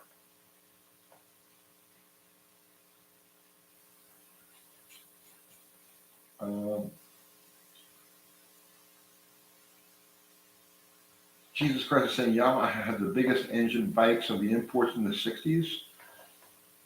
Mm-hmm. I don't know about that. Yamahas were known for the little two strokes, the R5, later on the RDs. And Yamaha was really known for small two strokes in the 60s and early 70s. Chris Triumph is saying the Suzuki SV650 makes for a cheap track day bike. I've had a few. I have nothing like that around here. There's no place to join up a track day in a reasonable range in Nashville, Tennessee. I just don't have the time.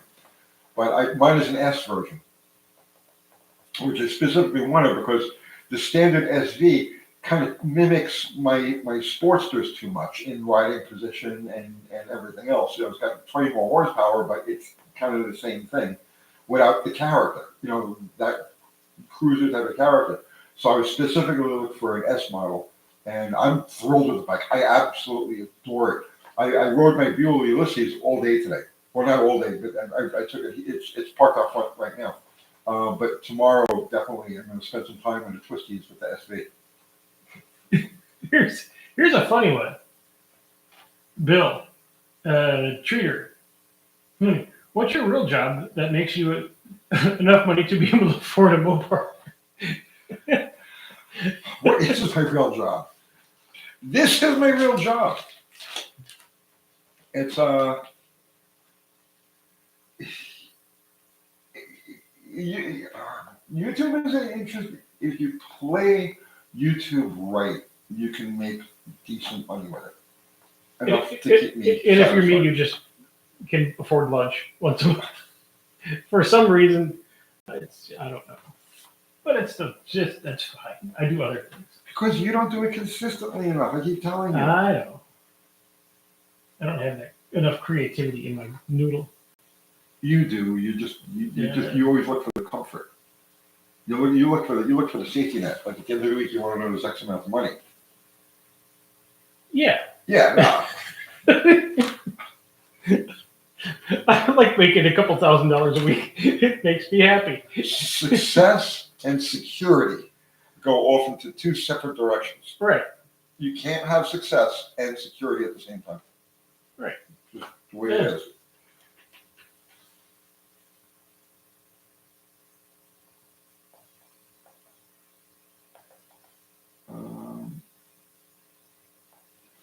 Jason wants to know if you have a shop though. I don't, only because I can't be, I know that I can't be here consistently enough, right? I have 5 dogs at the house, so I don't have a dog that I could just keep here and then bring to the house. It doesn't work. They don't. I've had shop dogs in the past, but not now. No, I don't think it's the right environment. You could, I mean, anyone you have, they'd just be like, yeah, what's this over here? Then you'd have 4 dogs. Yeah. I mean, if you brought Maggie, put her nose down, gone.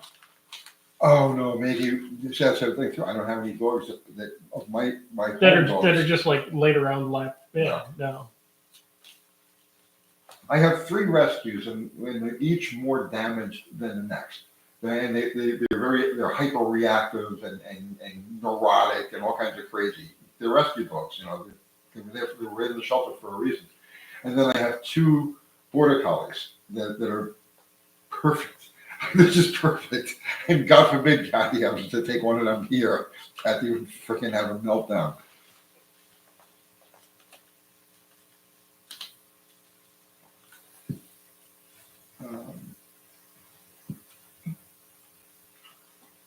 Let's see. Anthony P. Rebuilding my 340. Are aluminum heads better choice over the cast iron? Depends which cast iron is.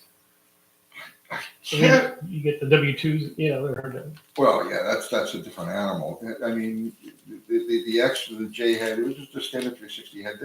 They're good. I mean,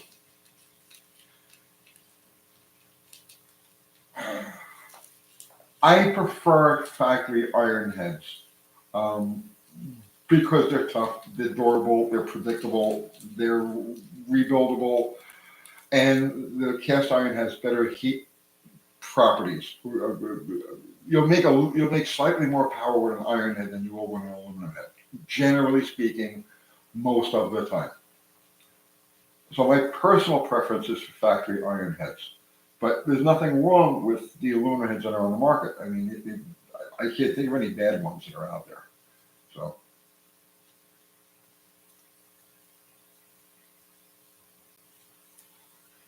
Let's see.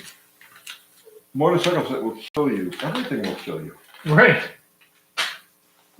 Everything. Everything will kill you. He had a little mini bike that tried to kill him. I had a mini bike that tried to kill him twice. In the same day. That was the funniest thing I've ever seen in my life. Oh, God. That hurt. I had a little death machine. I had 100, right, a little Coleman 100 that had a Predator swap with a carb and a pipe, and so it was snappy. Okay, this thing was like snappy, and it was tiny little bike, right? And so it looked really innocent, So he's over at the old shop, and I said, "Take this for a ride. It's a blast." Figuring he's ridden something like that before. Oh, what a mistake! So he starts it up and he pulls out into the parking lot and he just gives it a little gas and the thing goes, whee! Flips over backwards, throws his ass on the ground, right? So, do I learn? No. So I was cracking like, I'm like, I know he's not, didn't break his head or anything like that. So it's just fucking hysterical to me, right? So I said, Dr. Hart, you can't let this thing win like that. You have to show who's the boss. He didn't want to. But he was like, he was like, okay, I can't look like a pussy, all right? I gotta do this. So he gets back on it.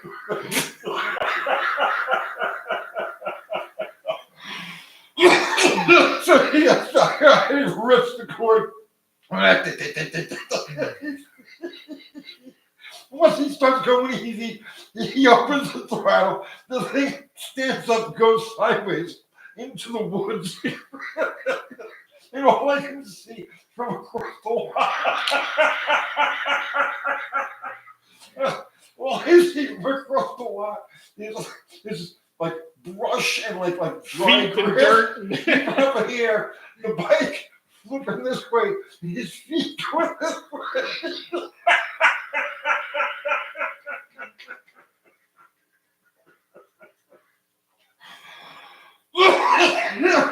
It was like a cartoon. It was like a freaking cartoon. You had to hate me after that. I was like, no, because when I came off it, like face planted into the dirt, I was like, ugh. I'm like, well, I knew better, and I did it anyway, so my fault.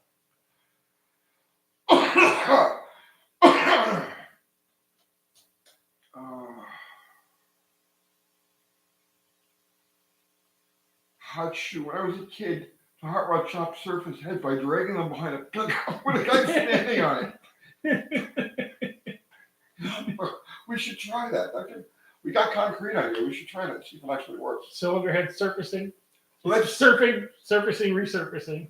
We can try this, right? We could take the cylinder head, right, and drag it across the concrete, and then lay a straight edge on it and see if it's actually. We'll get Ducky to stand on it. That's a video. Let's do that tomorrow. I won't be around tomorrow, but Will you be around this weekend? Yeah. Let's do it. You drive. I'll stand on the head. All right. You'll get even with me for the mini bike. Okay, ready, Tom? Bam! That mini bike was a lot of fun, wasn't it? Yeah.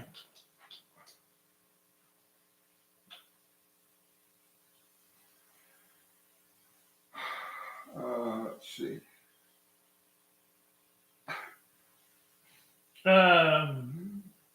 Hugh Jorgen. Good name. I have a 2014 Ram with a 5.7 Hemi. It has a dead cylinder, but it still runs. Can't get anyone around here to work on it. Last guy stuck his bore scope at number 5 and said, "Yep, valve doesn't move. $240, please." Yep, because your cam is flat. Yeah. Yeah. Yeah. Nobody wants to get into it because you actually got to rebuild the motor at that point. Yeah, because to do anything on those, the head's got to come off.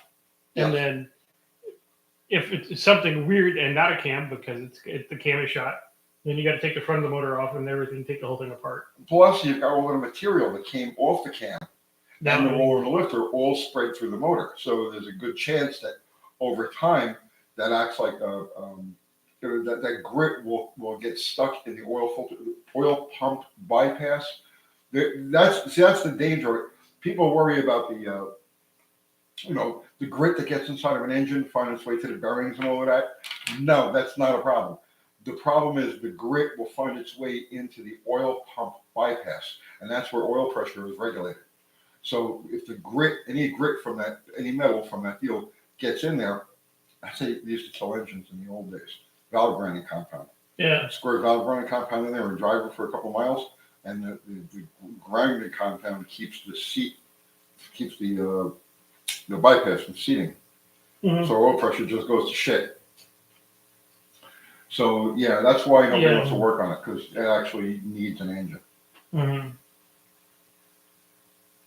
What's the fastest thing you could bring? I could bring the Ranger and I get you up to about 100 miles an hour by the end of the parking lot. I'll wear a helmet and my armor jacket.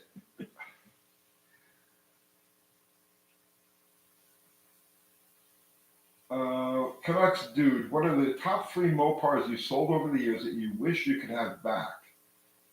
Have you had 3 Mopars? Well, I have 2 at the house now. In the past, have you had 3? I've had, because I had a couple of Dodge trucks. Do you regret any of those? There was one particular red Ram 4x4 extended cab with like 42-inch swampers and stuff like that when I lived out in the desert. That was a really cool truck. It would go freaking anywhere. It would just, I mean, it was like a goat, but it was like one single use. You couldn't drive it on the freeway because it had the death wobble. Oh yeah. With the big super swampers. But yeah, I've had at least 3, but mostly Dodge trucks. That would be, I mean, if regretted selling one, yeah, that'd be it because it would be a cool truck to have. But Yeah. the rest of them were just flips and things. And, you know, the longest motor I had before that was a 73 Duster. So I don't regret getting rid of that one. I can't think of 3 that I regret getting rid of. Out of like over 1,000. I can't name 3. I can name 1. And I've talked about this before on this channel. I had a 72 Roadrunner 400 4-speed. Best supercar 355 gear. I regret getting rid of that car. And I got rid of that car, 1983, I can think it was. So yeah, this is like a regret I've been living with for like 40 something years.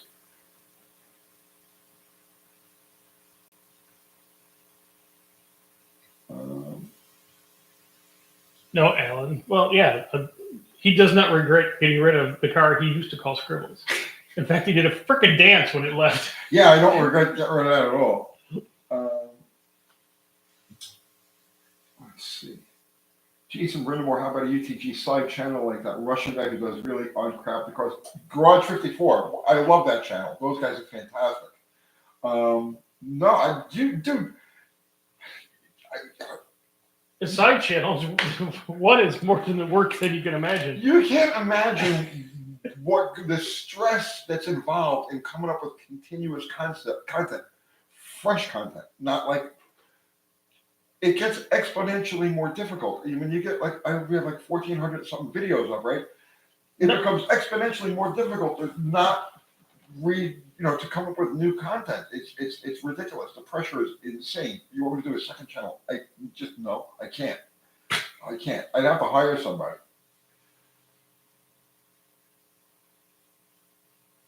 Yeah, it would just be dogs eating cheese. Something you would never necessarily just every day it's a different dog eating cheese. No originality, no anything. Well, that's something that's currently, that's not me. That's Kathy Bananas. Okay. Yes, she's currently working on that.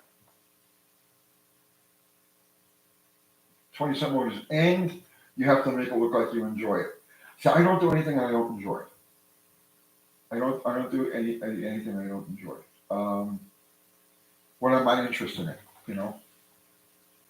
Right. But I did hear a story today. So help me, right? Okay, here we go. I heard a story today from somebody who I trust, implicitly, that had a friend that became a full-time YouTuber. Mm-hmm. Okay. And it became so stressful that they self-deleted. They just said, F it. The YouTube, they just got to them. It was just too much pressure. Come up with content, dealing with the public, dealing with all of this stuff that happens that people just don't realize when you're on this Oh, stuff. yeah. And she became a full-time tuber, and the pressure got to her. And, that's it. She took herself out.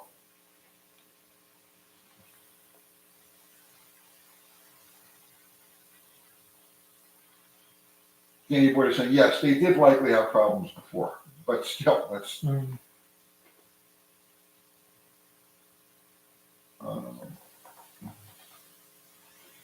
Well, that was a high note.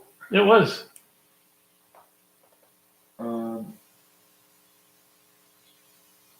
Let's see. Meg Joe, you recommended points distributors, Uncle Tony? Well, if you're inclined, you know what I mean? A good factory electronic ignition is a good choice. But I can't find a quality new points distributor for my engine, 464, but it's the next best thing you recommend past points. Factory, the Dora Spark. Dora Spark, yeah. The factory Dora Spark ignition. With a Ford box, not a Chinese replacement box. Yes. And spares. Yeah. Get some spares. The Dora Spark was probably the best of the factory ignition systems, factory electronic ignition systems. And make sure you use the big cap. Well, if it's got the small cap, you can get the small cap will bolt to the The adapter. distributor, and then you put the big cap on top Yeah. of it. Yeah. Just saying, without the adapter, you could put a small distributor cap on a Dora Spark, but it's not a good idea. The Dora Spark is higher voltage than the HEI, even. Well, ionize. It will ionize and it'll start jumping around. So when you make that conversion from a a 0.4 ignition to a Dora Spark, you need the adapter and the bigger diameter cap.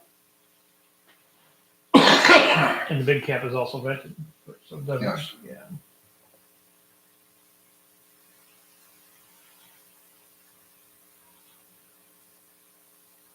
Let's see.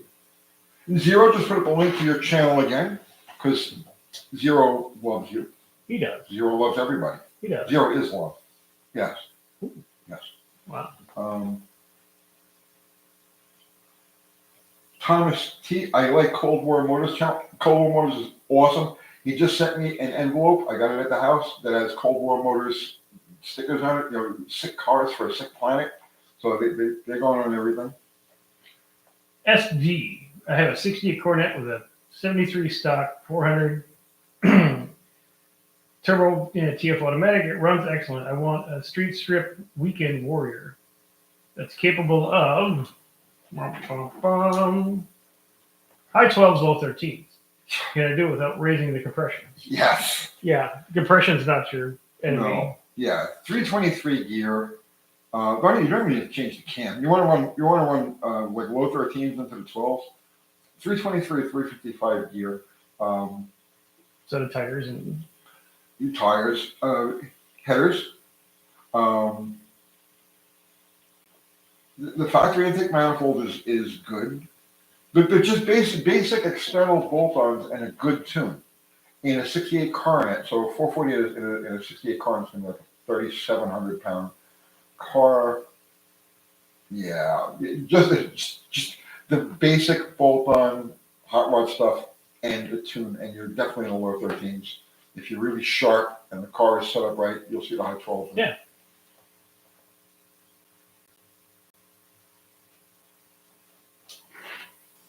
Uh-oh, we froze. no, we did not froze. Well, nobody hit the blue button. Well, So, you have to hit the There we button. go. There you go.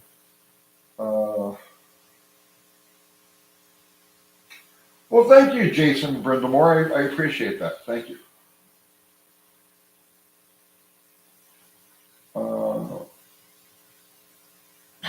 Dakota's daily driver Trans Am runs 10s in the quarter, jumps Coke cans in the parking lot with 9.5 to 1 compression on 87 octane.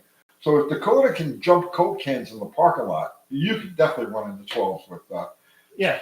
12s. I see you skip right to the low 4s. Let's see.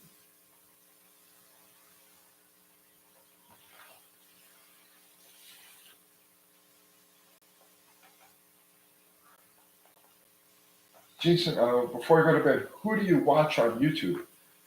Dr. Art. You never watch my channel. Of course I do. Oh, okay. I was on it recently. Yes. Yeah. Yeah. I saw that. Mm-hmm. You're right. Yeah. Yeah. Yeah. Who do you watch on YouTube? I watch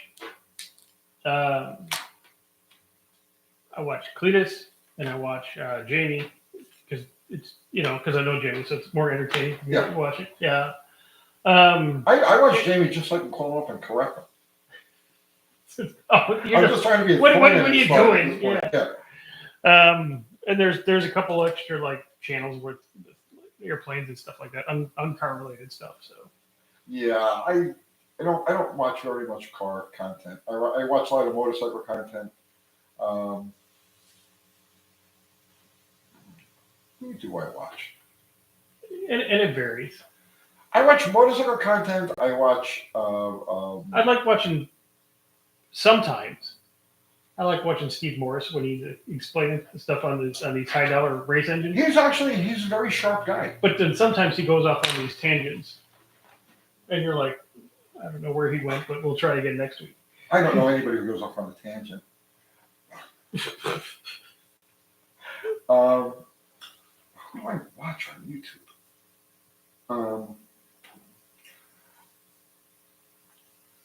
I do a lot of motorcycle content. I do a lot of economic content. Yes. Guess what? Oh, he said Growling Sidewinder. Yes, I watch him. Yes. Growling Sidewinder. Who's that? That's a airplane show. Okay. Lately, I've been watching a lot of John Claude, Beyond Mystic. He's good. Oh, He's okay. good. Yeah, has Cliff High on there a lot. Mm-hmm. I try to catch a Cliff High video every night before I go to sleep because you need that kind of like, Yeah. you know. And if Joe Rogan's got a good guest, I'll sit and watch. I'll binge that on YouTube. Okay. Yeah, I've not watched a lot of Joe Rogan. Sometimes he has people that are, just his buddies and they fuck around, but sometimes he has people that are like in another universe with their brain power. Yeah. And you're like, oh, yes. Yeah.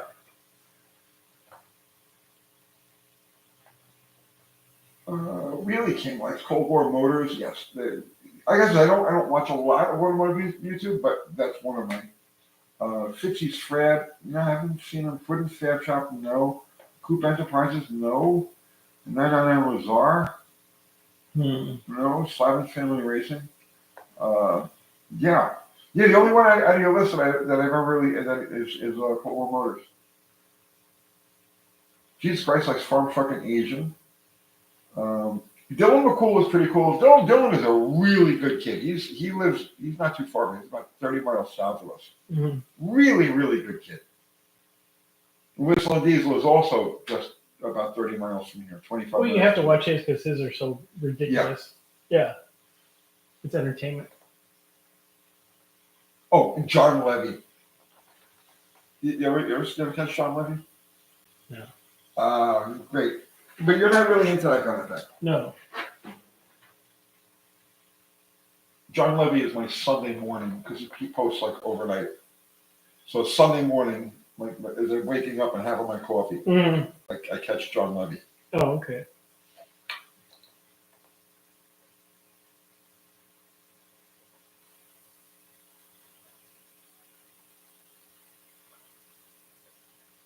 Thomas T got kicked out of Bad Shed's chat. How do you get kicked out of Bad Shed?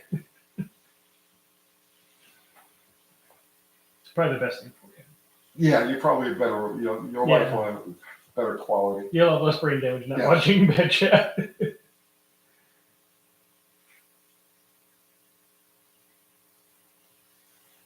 Jeff Hutchins watches Cletus. Mm-hmm. Dakota's been thrown out of a lot of chats. Mm. Jesus Christ watches Vice McGarage, another guy who told me about 30 miles from here. Yeah. I used to watch him when he first started, like 2018, 2019. Yeah. When he was like, what am I going to do this week? Well, I found this snowmobile. He and I started at the same time. Yeah. And then and you could message him and he'd message you back and you could talk to him and stuff like that. Oh, yeah. We used to talk fairly regularly until he became successful. And just did, yeah, he's like, oh, no, I don't have time. Sorry. Chris Birdsong has much underrated content. Chris Birdsong, for the work that he does, yeah. That guy works freaking hard, and he's smart, and he's got balls, and he deserves much more than 80% of entertaining video. Chris Birdsong deserves some. And he's talented. Very talented. You guys who don't know what I'm talking about, just check him out. Go over to his channel, like, sub, and all that, and tell him that we sent you. Yeah, he's a real deal. There's a lot of people that are phonies on YouTube. I mean, because well, you know, okay? Like, when you're in, especially when you're in the business, you can tell who's legit, who's not. Chris Birdsong is freaking legit.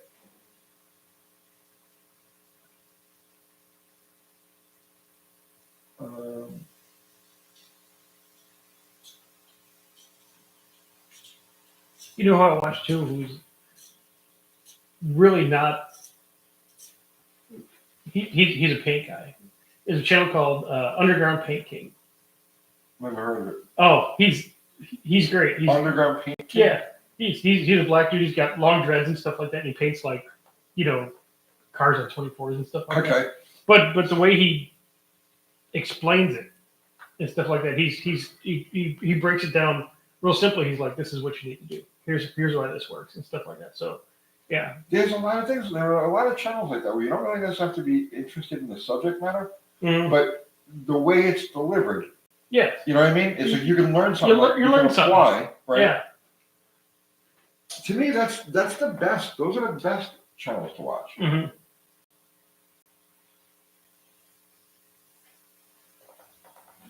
She'll come in and be like, "What are you watching this?" I'm like, because he's explaining stuff. He's like, you could buy this gun or this gun, and then, but he's a cool dude. Lamb Chops World. Oh man, is he still around?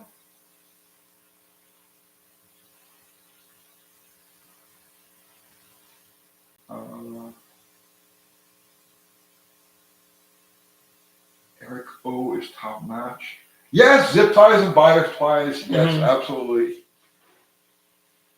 See, during the winter, and we're just getting out of the winter now, I consume a lot of YouTube because it's just miserable outside. You just don't want to be out there. Even here in Tennessee, it's kind of shitty. But now we're getting to the point that like I just want to be out. So if I'm not working, I'm going to be playing with something somewhere. So be in the yard with it. YouTube consumption drops off drastically at this point.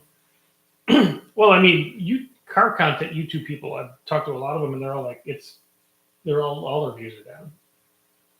Well, that's because we've been flooded. Is it flooded, or did YouTube get a lot of money from advertisers because of those other channels? And then, so anything car related, advertisers were like, yes, I want to be on that. And now those big channels are gone.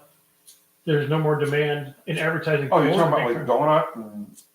Yeah, Donut, and all the roadkill stuff and all kinds of stuff was on. Motor Trend? No, here's the thing. Here's what happened. Okay, first of all, Motor Trend never really got any views. Their channels, right? And the numbers that they do show are bullshit because you can tell. They say they show a video that's got 70,000 views, and you look at the comments and it's got 14 comments. You know that's bullshit. The math doesn't work. Right, the math doesn't work. Right. So the Motor Trend numbers are always a scam. Same thing with these ding dongs over here in Franklin. RTM. Their numbers are bullshit. Oh yeah. But no, what happened was so there's only so many eyes in our world, right? Mm-hmm. Hot rod, do-it-yourself, classic car, stuff, right? A traditional American hot rodding type of thing, right? There's only so many eyes, and they only have so many hours. And now that Motor Trend stopped, right? You've got these guys are all competing with each other. Well, they're all trying to be Vice Grip. Right. They're all trying to be Vice Grip. So Vice Grip extended the length of his videos.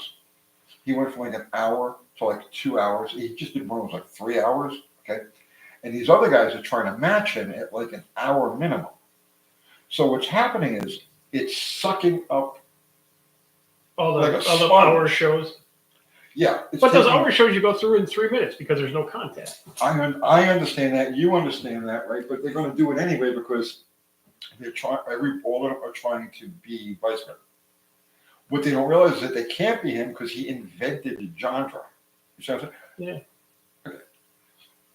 I invented the righty muscle car back in the Cars Illustrated days in the 1980s before it was a thing. But it was a relatively small audience. Freiberger reinvented the righty muscle car, okay, and the just get it running, don't get it right.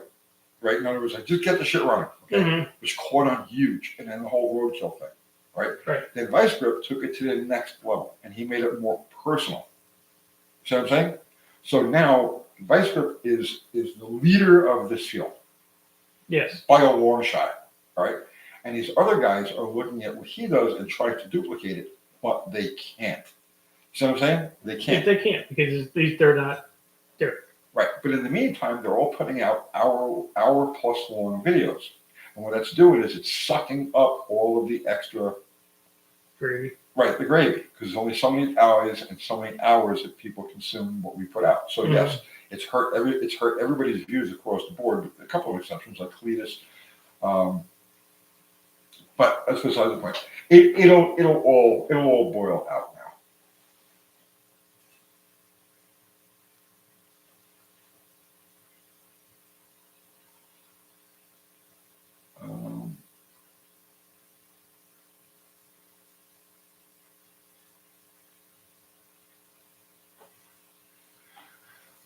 My script seems like a nice guy, but he's been so pissed off lately, always mad. Because he's tired. Listen, he reminds me. He's a younger guy, but he reminds me of like my Nitro days when you would go 7 days a week, like and no stopping. You know what I mean? Like, sometimes you go a day, 2 days, you don't even eat, and you don't realize you didn't eat because you think it's the same day as it was yesterday because you're that involved. You know what I'm saying? And that's how he is. And he's been maintaining this pace now. For a long time. Superhuman pace. For you guys, unless you do this, okay, you cannot imagine the work that is going into what he produces. So I can see where after a while it's like, pretty like crispy on the edges. Pretty crispy. Yeah. Pretty crispy.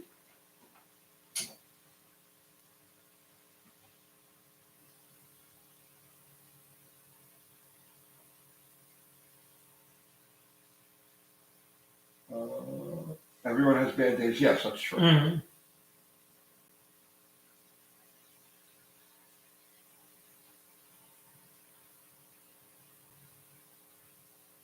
Let's see.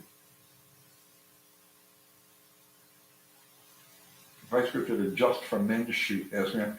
Yeah, he's all over the map. He's all over the map.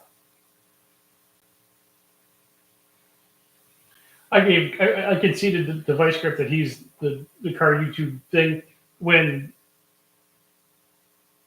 they would play ads on his channel that he made for like AutoZone right. stuff like that. You're like, how that's just the new level. Okay, well, everybody else is done. Yeah. He's going for what he can while he can. God bless him. That's the way. Oh, sure, and he's made enough money to where his grandkids are never going to have to work. Exactly. He's doing what everybody should. The guy's got just this crazy work ethic, and he's young enough, and he's healthy enough that he can put in that kind of,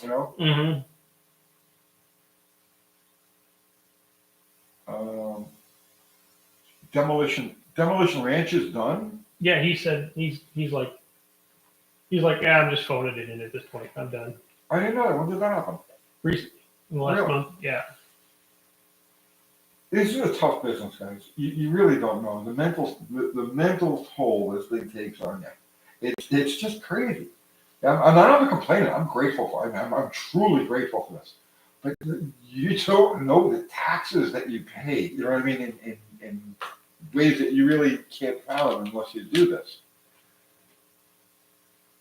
Yeah, because it's a 20-hour-a-day job. If you're awake, you're involved somehow. It's your brain's going working on it. You're thinking angles. You're eating dinner and you're trying to talk about whatever it is, and then suddenly you realize, wait, that video I've got planned to do tomorrow, I completely forgot about this angle of it. Oh shit, I have to rethink. Oh wait, no, I can't use that picture because that's not going to be representative. Okay, so then I need to get this one. But wait, that's buried at the back, so I got to move this car, that car, the other car, drag that out. Now we're going to shoot that can get light. Oh shit, it's drizzling.